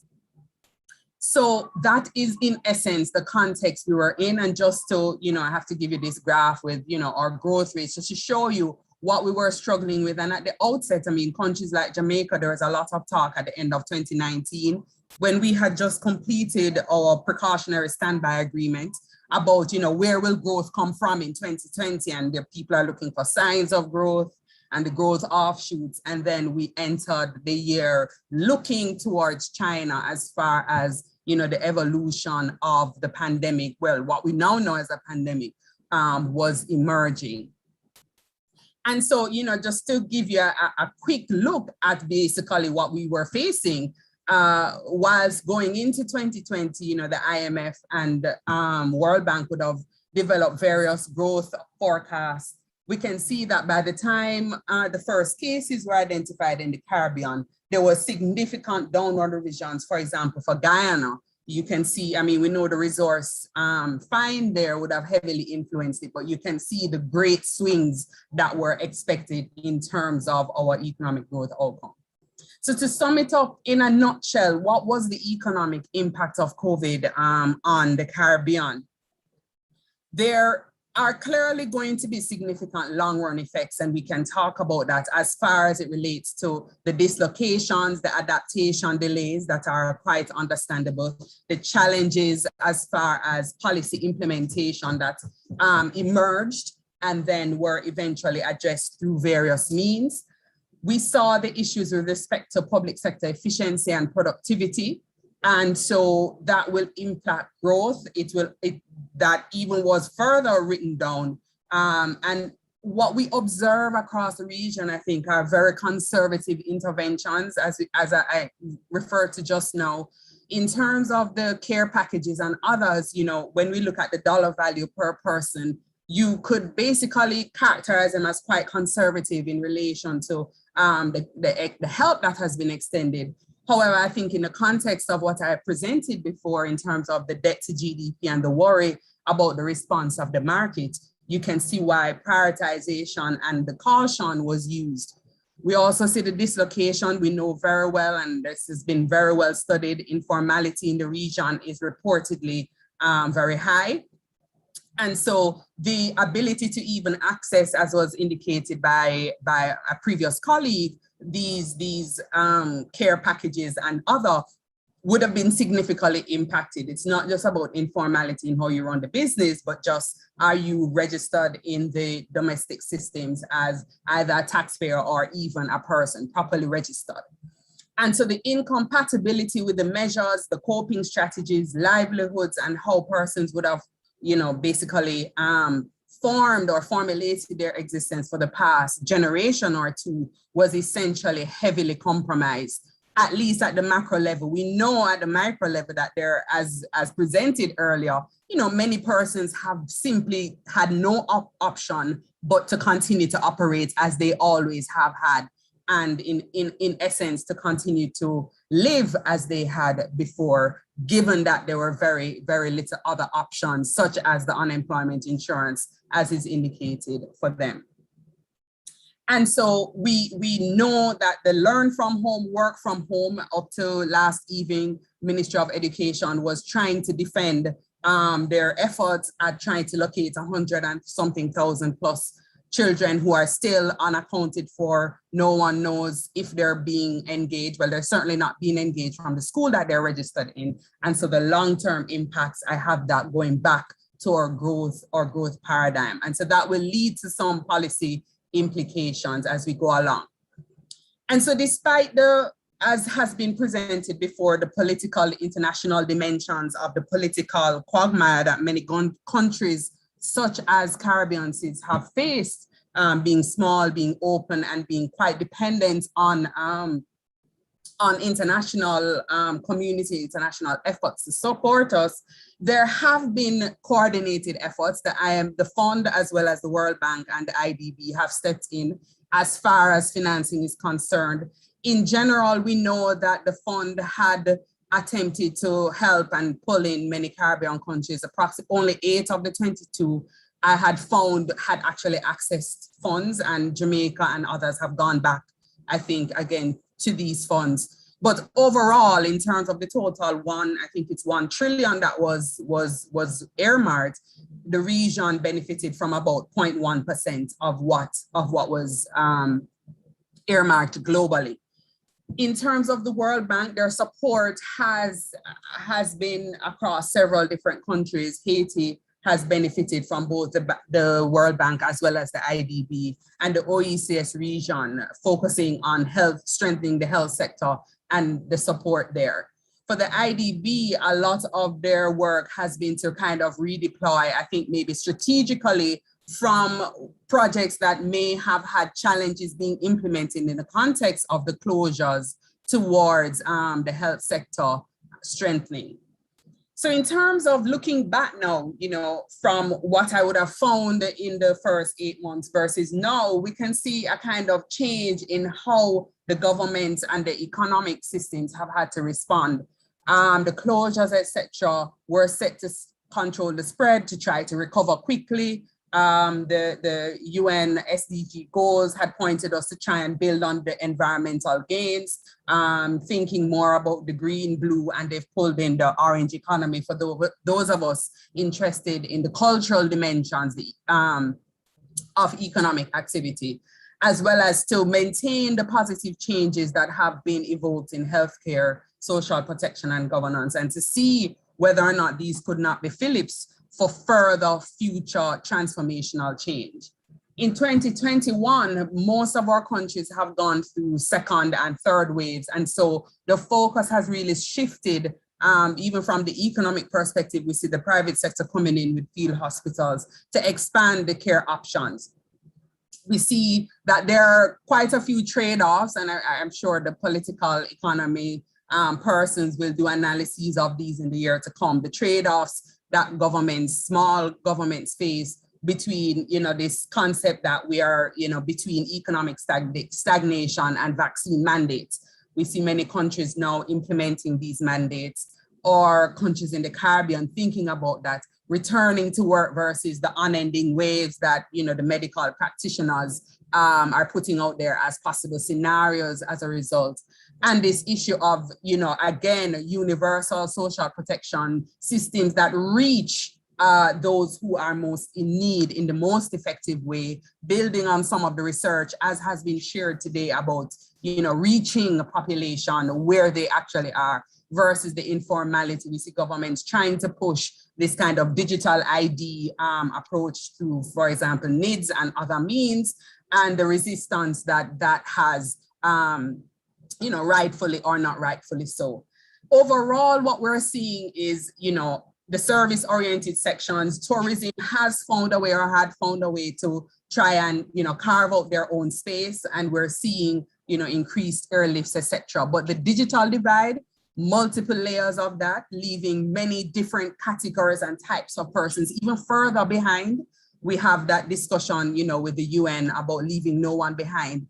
Even those, especially in the initial stages with broadband connections, had challenges connecting. The university itself is still having challenges with these connections and maintaining robust connections to facilitate learning and work.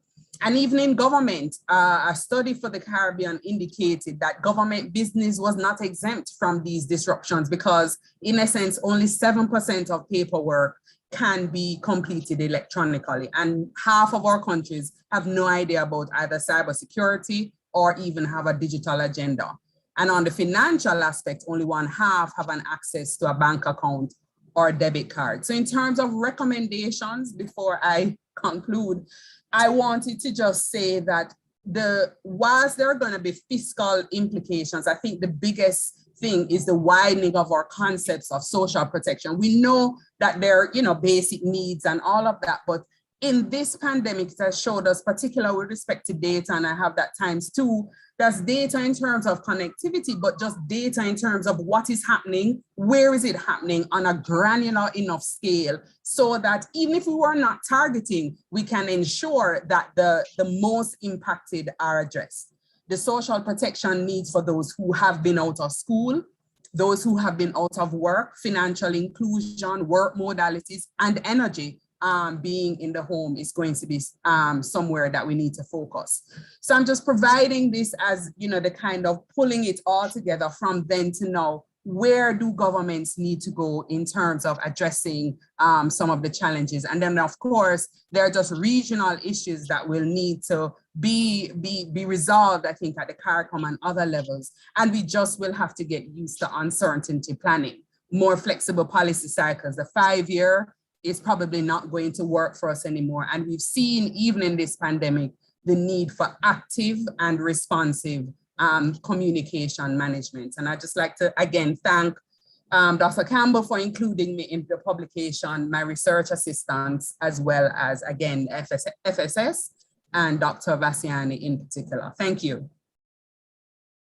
Thank you very much, Christine. Thank you for this economic perspective and your focus on the importance of data and the sociological aspects as well. So colleagues, everyone here, welcome. Thank you for staying with us. We have one last presentation, and I see persons asking questions in the chat, and they're among over 25 persons on YouTube are asking questions. If you stick with us just a little longer, we hope to wrap up by 12:30. It has been a fascinating morning of research. We have heard different perspectives, economic perspectives, perspectives on the psychological impact, sociological impact. We've heard about the effect of the pandemic on our prison populations, on our depressed youth. We've even heard from our first presenters an analysis of social media and others. So if you have to go, thank you for staying with us this long, but we do hope some of you can stay for the rest of our presentation.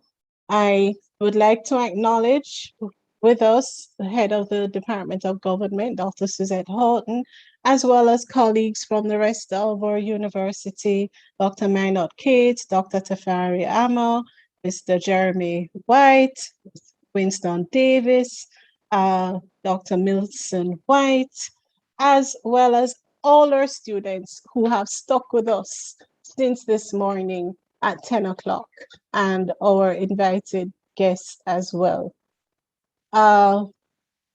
Next, we have my own presentation on an assessment, a summary of issues of policy and law for Jamaica in the first year of the pandemic.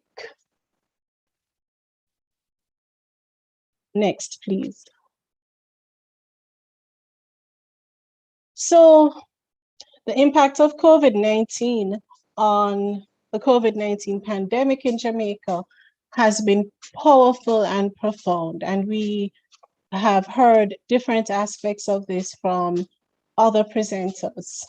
As of April 2021, roughly within a year of the pandemic, more than 44,000 persons had been infected with COVID-19, and there were just over 700 deaths. So the impact of this pandemic on its own was traumatic and terrible in terms of domestic death. But there are other factors that exacerbated the situation in the Jamaican context.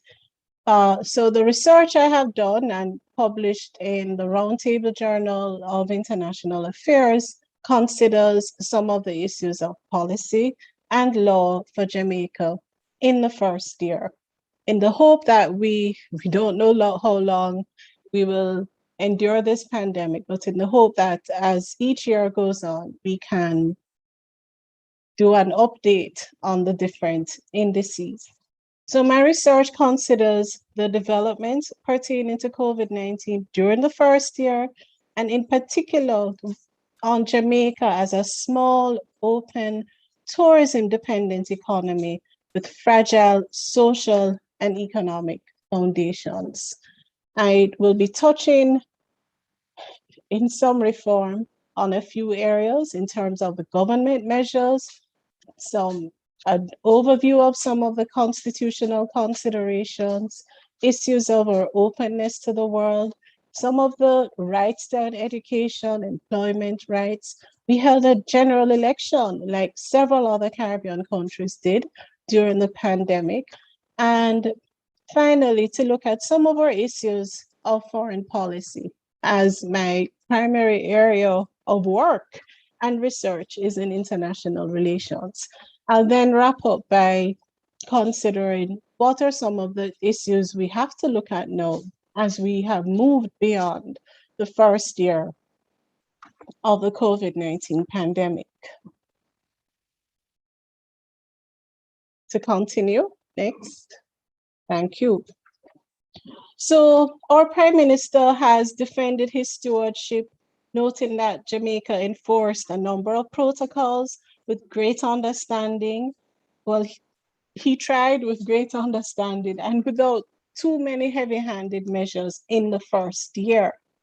And we have always been struck with the question of balancing issues of public health and issues of emotional, political, economic, and other social issues within the pandemic. In terms of the government measures, several measures were introduced to promote the safety and health of the Jamaican population. And our government, the Jamaican government, generally proceeded on the assumption that COVID-19 control is a matter of national law.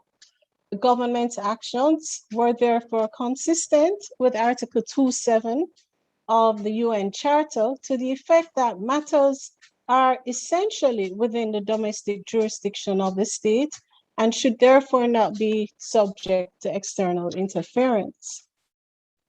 Regarding this, the government was generally guided by some of the provisions of the Constitution of the World Health Organization.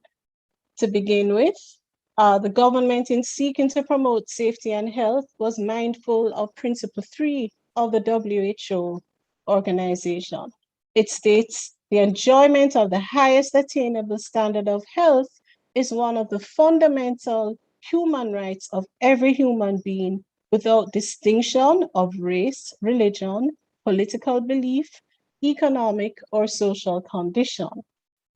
In its actions, the government also gave due regard to Principle 9 of the WHO Constitution, which states, governments have a responsibility for the health of their peoples, which can be fulfilled only by provision of adequate health and social measures.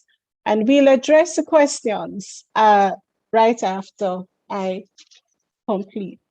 So as we know, we have endured more than a year of the pandemic. Some of the government measures included lockdowns, curfews, restrictions. Some of the restrictions were age-related, placement of bans on public gatherings, social distancing in public places, closure of points of entry, establishment of a protocol for returning residents, and the requirement that masks should be worn in public places. The question for us is, at what point are these measures lawful, and do they in any way infringe or impinge on the rights of the Jamaican people? Generally, these rights have been accepted as necessary and in keeping with the practice in free and democratic societies. Now, I'm oversimplifying, I'm moving along quickly, and so we may finish. There are some constitutional considerations that the government of Jamaica had to contemplate. One of them was our openness to the world.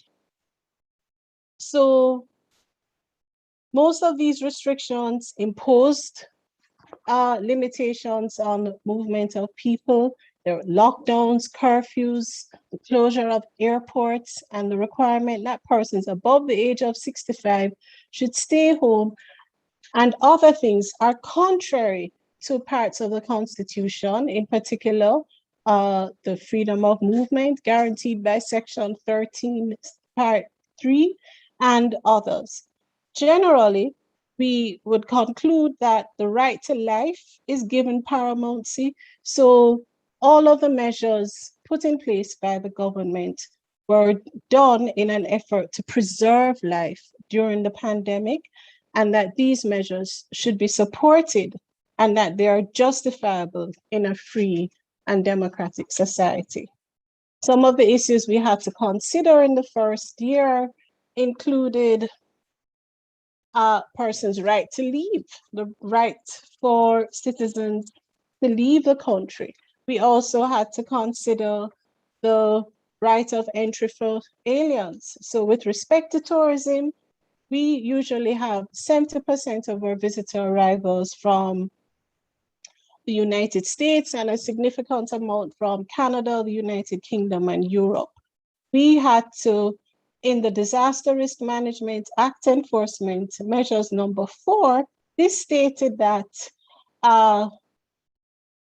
during the period April 22, 2020 to May 31, no person shall be permitted to enter Jamaica. Eventually, this prohibition was adjusted to allow citizens and certain aliens authorized in writing by ministerial decision and by cabinet to enter Jamaica. So persons were barred from Jamaica unless they had special governmental approval. And we can share this research, but let me continue. We also had to contemplate the right of entry for citizens. We also had to, within the first year, contemplate the right to leave for persons as well. And our Constitution states that as a component of the freedom of movement, quote, every person lawfully in Jamaica, end quote, has the right to leave the country. Significantly, this right to leave is available to both foreigners and nationals. However, during the pandemic, these rights were restricted, and for certain periods of time, there were quarantine restrictions irrespective of nationality.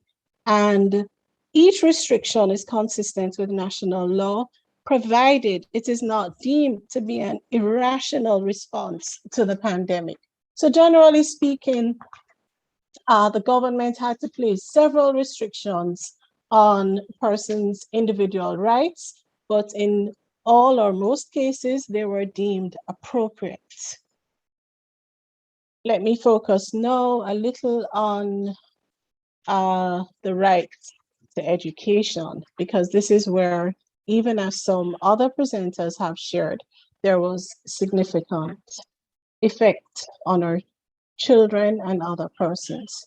So our Constitution guarantees for every child who is a citizen of Jamaica the right to publicly funded tuition in a public educational institution at the pre-primary and primary levels.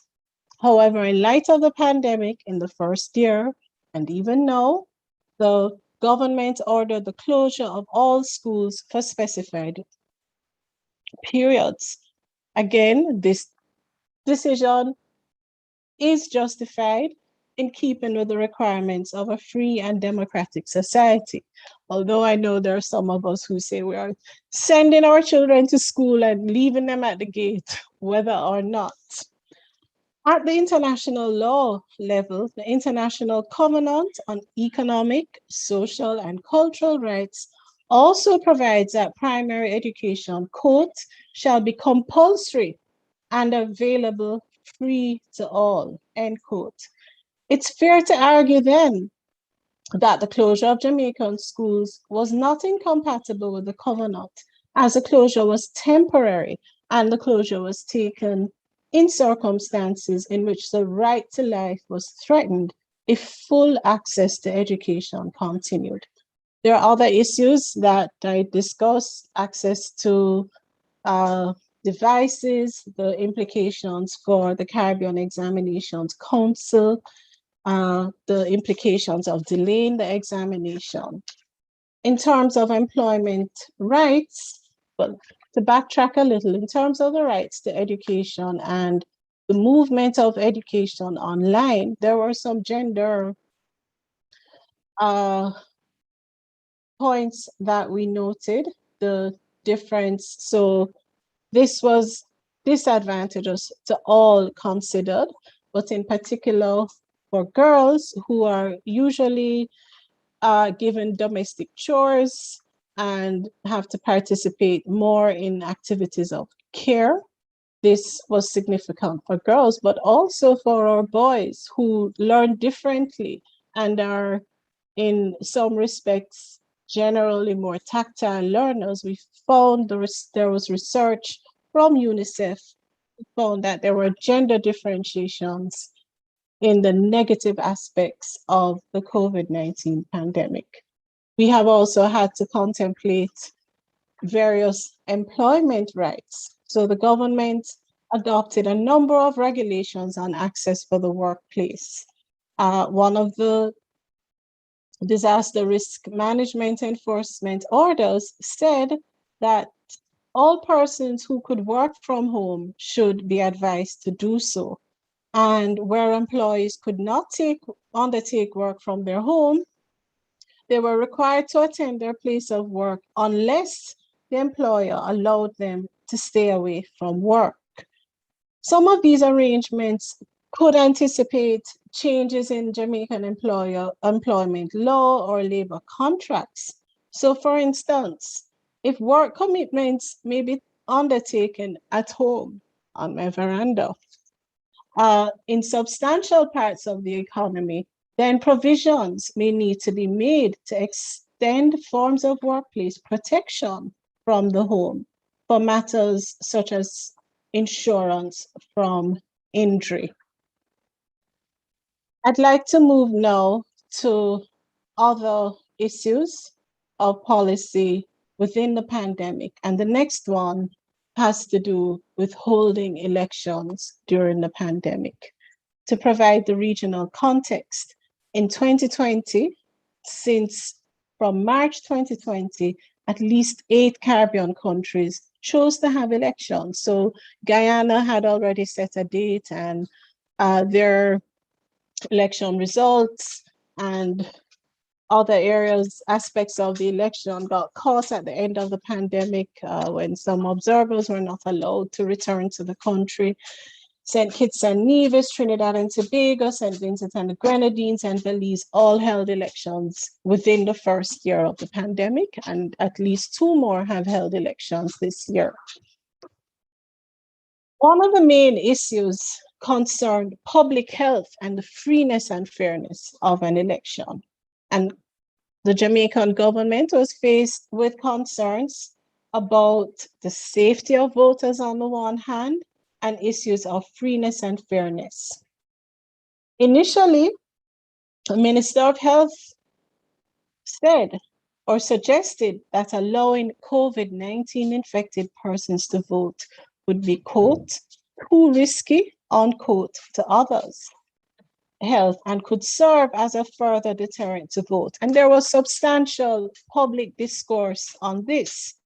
However, this view, although it reflected the majority public sentiment, the government was cautioned that there was no provision under the Representation of the People's Act to exclude persons on the basis of a contagious illness. Further, it would be a denial of those persons' constitutional right to prevent them from voting.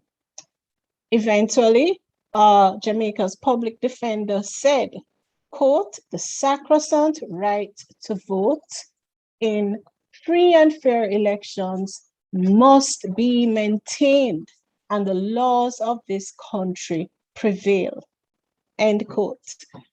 In the end, the final decision was to make special voting provisions for persons in quarantine and for those with COVID-19 to vote at specific times.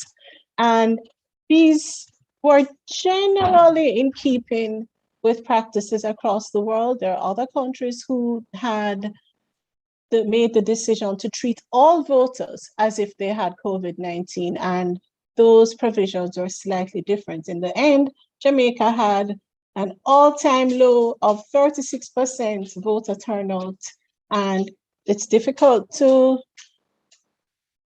figure out if this is just a general decline, continued decline in voter turnout in the country due to voter apathy, or if there were any of the procedures regarding COVID-19 and in the protocols that caused some voters to stay home. With regard to elections as well, every single election in Jamaica since 1997 has had international observers, and we have accepted them with greater enthusiasm in latter years. In the 2020 election, however, while our government did invite election observers, that invitation was pretty theoretical, as there was not enough time for any observer group to mount an observation team, especially within all the other protocols and requirements of quarantining for 2 weeks. This would have been costly and impractical. So the 2020 elections did not have international observers, but there have been no substantial complaints regarding the results of those elections. Finally, I would like to make some comments about our foreign policy and some of the issues of foreign policy. The pandemic highlighted Jamaica's openness to the world and our engagement with other states and with international and regional organizations. We received donations of vaccinations from the African Medical Support Platform. We received assistance from Cuban authorities in the form of 140 doctors and nurses specifically to assist in the pandemic. From the US, the United Kingdom, Canada, the European Union, and Japan, in the first year, we received different forms of support for hospitals, so equipment and so on. We also, as Dr. Clark mentioned in her presentation, and also Dr. Obermuller spoke about remittances. One remarkable thing about remittances during the pandemic was that remittances in part of the first year increased by over 32%. So between April 2020 and March 2021, remittances increased by over 589 million for the corresponding period. We also have to note the debilitating effect of the pandemic on the tourism sector and all of the provisions that were put in place and some of the discussions we have had about inequity, the reopening, and the creation of a resilience corridor.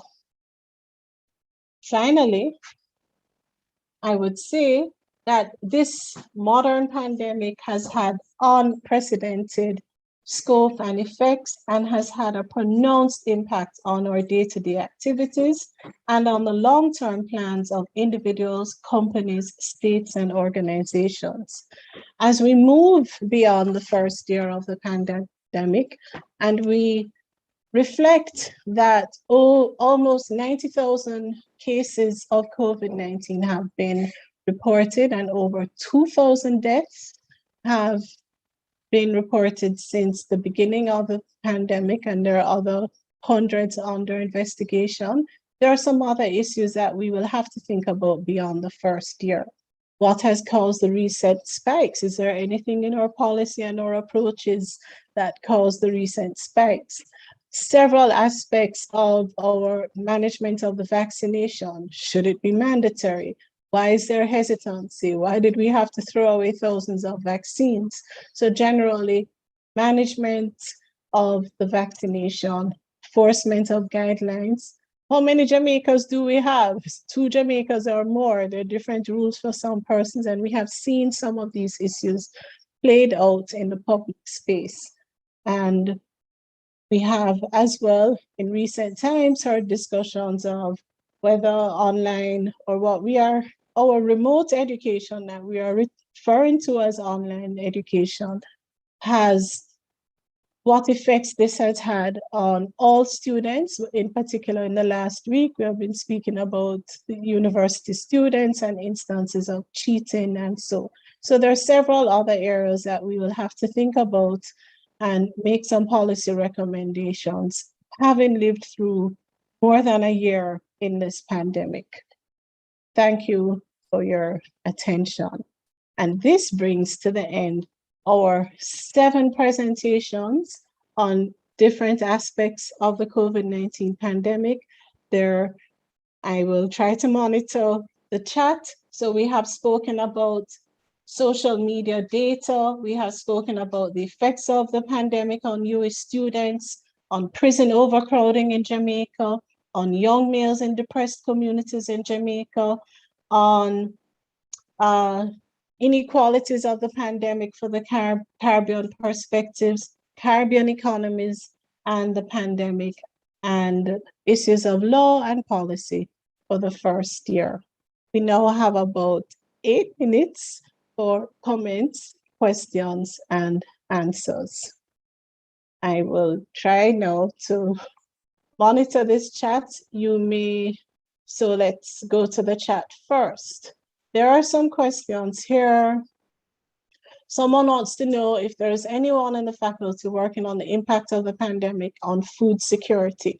So this research we have presented this morning is just part of what is happening. We need to do a collection of all the research, and this is just a tip of the iceberg.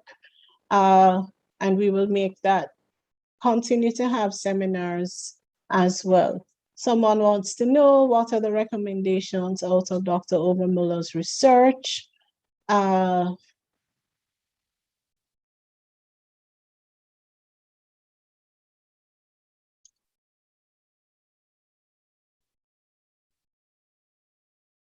Professor Lewis speaks about uncertainty planning, and that's what he has taken away from Dr. Clark's presentation.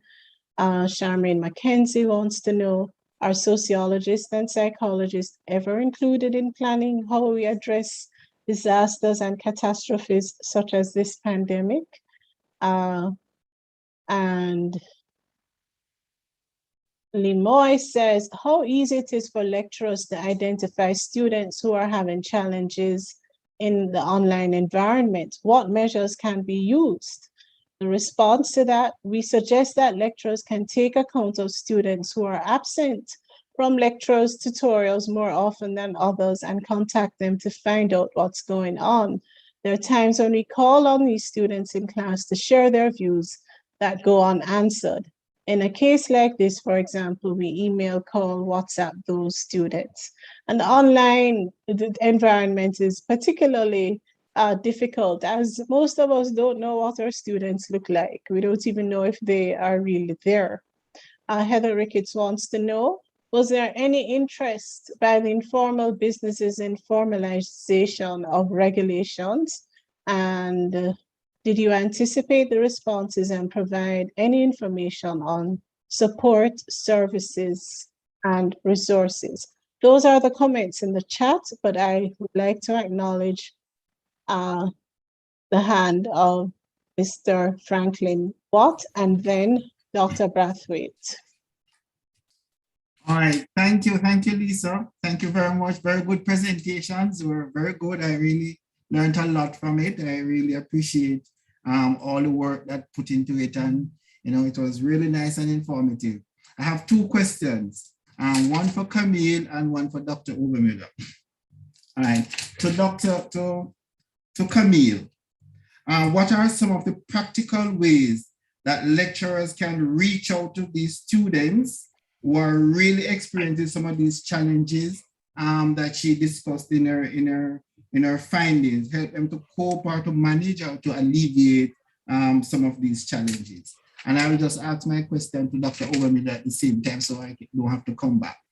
And to Dr. Overmiller, since most of these men carry out normal lives in their community, as if to say there were no COVID-19 going on, was there any correlation between their behavior and the contracting of the COVID-19, or COVID-19 did were prevalent in that community, or what happened there concerning their lifestyle and the COVID-19, their behavior and COVID-19?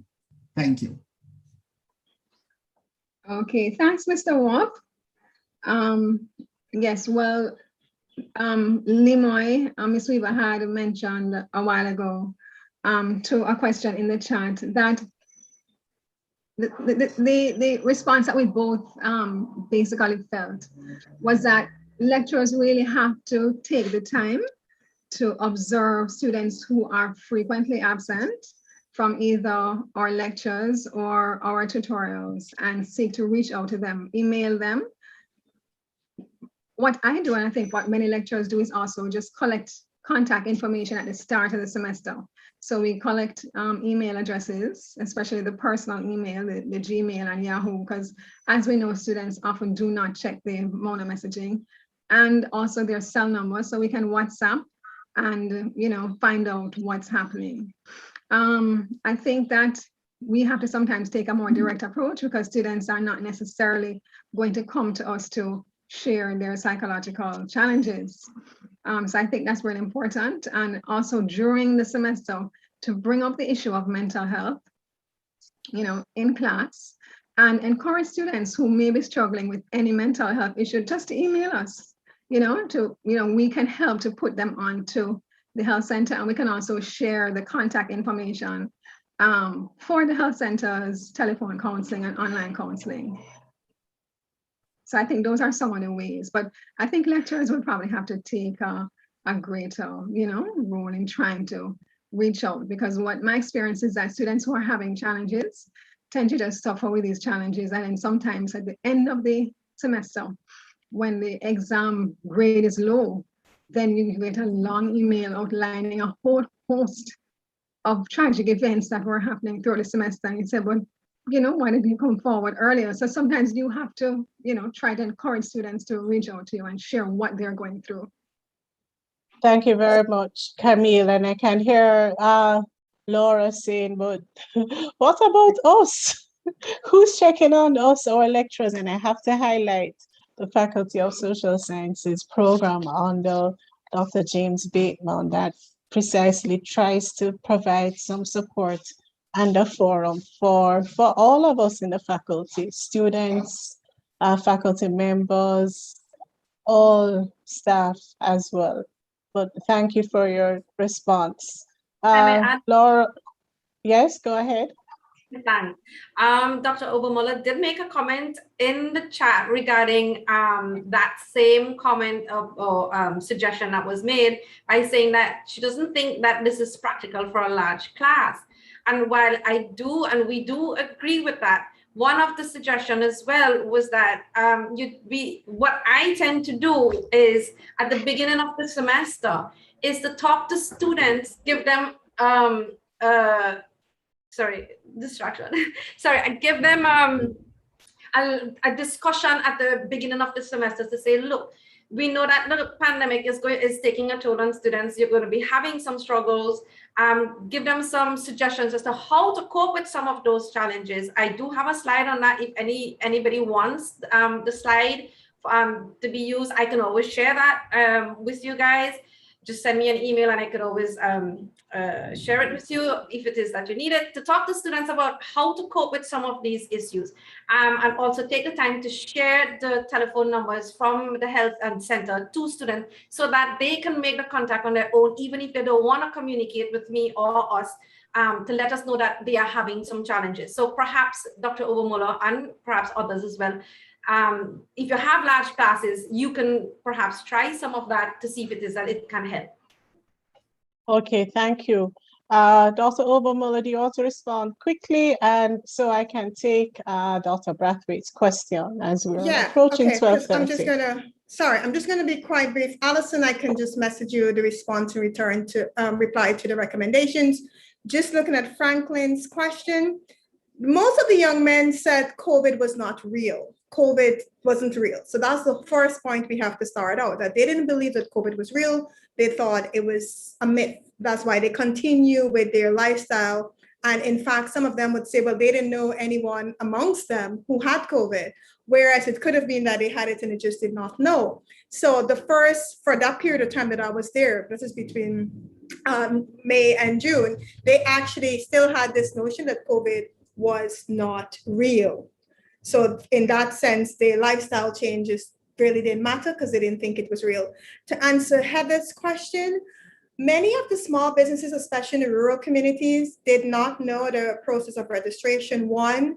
2, they said the cost is another factor. Even if they were able to, there's a cost attached to it. Where it came to businesses in the urban areas in terms of formalization and registration processes, they would tell you, oh, it's a huge runaround. You know, some businesses said they had tried and it was just so problematic, the amount of requirements that was needed. So they just couldn't be bothered. And given the amount of benefits to be derived, which was like a one-off amount of money, they said it was not worth regularizing their businesses. Thank you. Dr. Nicholson has shared that he and Dr. Crick are working on the resilience of corner shops as the final bastion to social and financial collapse in segments of the country, referencing COVID-19 in the context of Jamaica. Dr. Brathwaite.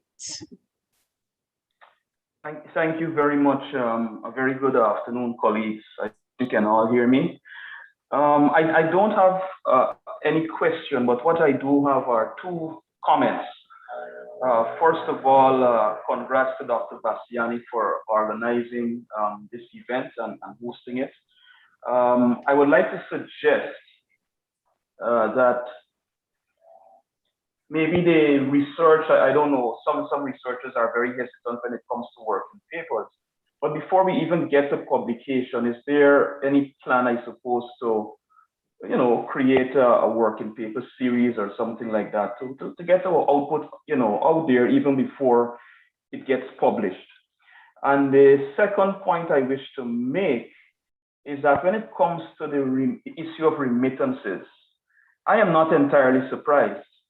But what we have to be careful about when we look at the remittance, the numbers, the amount of remittances, is we have to be careful in that, remember when the country went into lockdown, a lot of people are not traveling.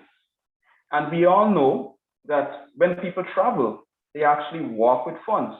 So the question is, how much of the funds that would normally come via plane, right? How much of that went into the formal system through, Western Union and MoneyGram and what have you? So the issue is we have to be careful to find some way. I don't know. I don't know if the authorities are able to actually track the informal remittances market, the monies which come in and probably go right back out, and the formal system is not able to track it. So I would be very careful about those remittance numbers and to wait and see what happens, in another year or two, and then we could probably have a better sense of what really happened within the last year or so as regards remittances.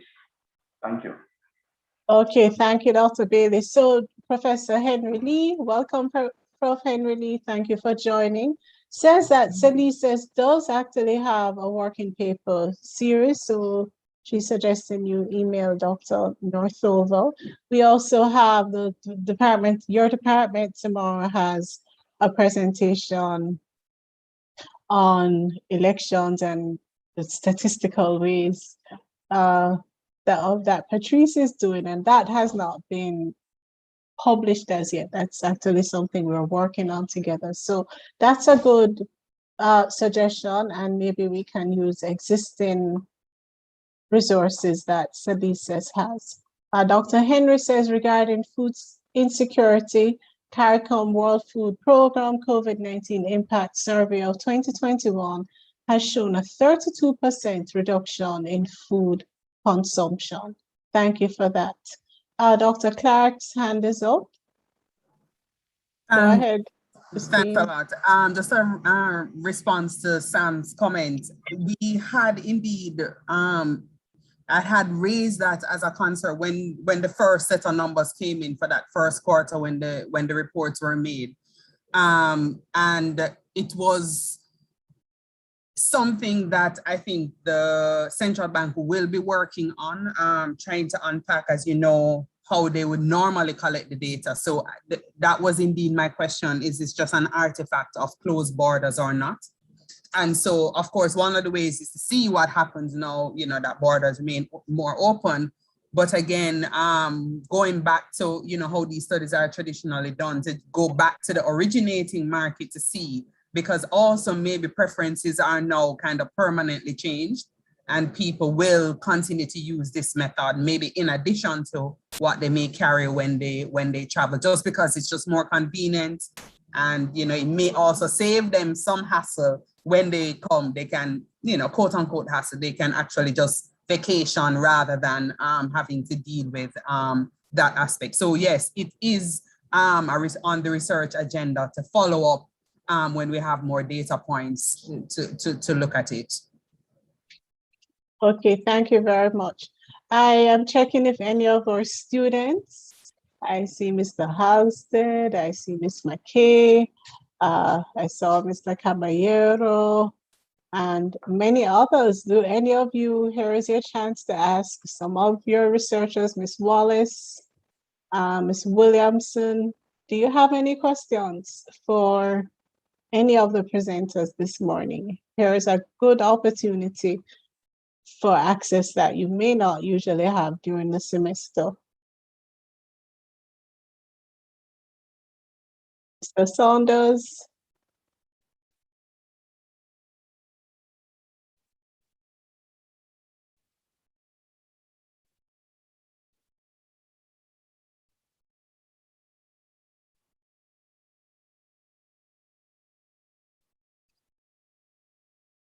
Okay, it seems everyone is satisfied with the content of the presentations. We have indeed learned, well, I know I have learned a lot from my colleagues this morning. What is left now for me to do is to thank all our guests for joining and for staying with us from this morning into the afternoon. I thank all the presenters who were so receptive to this idea of sharing your research, although many persons had other commitments and are already perhaps slightly overwhelmed with teaching and other aspects of the pandemic. Thank you for all the colleagues who signed on, all the students who were here, and thank you to our technical team in the background who has made sure that this presentation has gone on. So thank you to Francesca Lloyd McDavid, thank you to Joshua, thank you to Keisha and the entire faculty office for assisting us with making this presentation a reality today. Look out for another one. We will try to do this at least one per semester so we can share the faculty's ongoing research. We're always doing work and we will always be publishing, but this is a way for us to just give a snapshot of some of the work we have done and some of what we are working on. Remember to follow us on all our social media platforms, to look on our new Faculty of Social Sciences webpage, engage with us on Twitter, social media, Facebook, via email. All the handles are FSSUWI Mona. Thank you so much for joining us and enjoy the rest of your day. Bye, everyone. We have to do the Zoom wave, of course.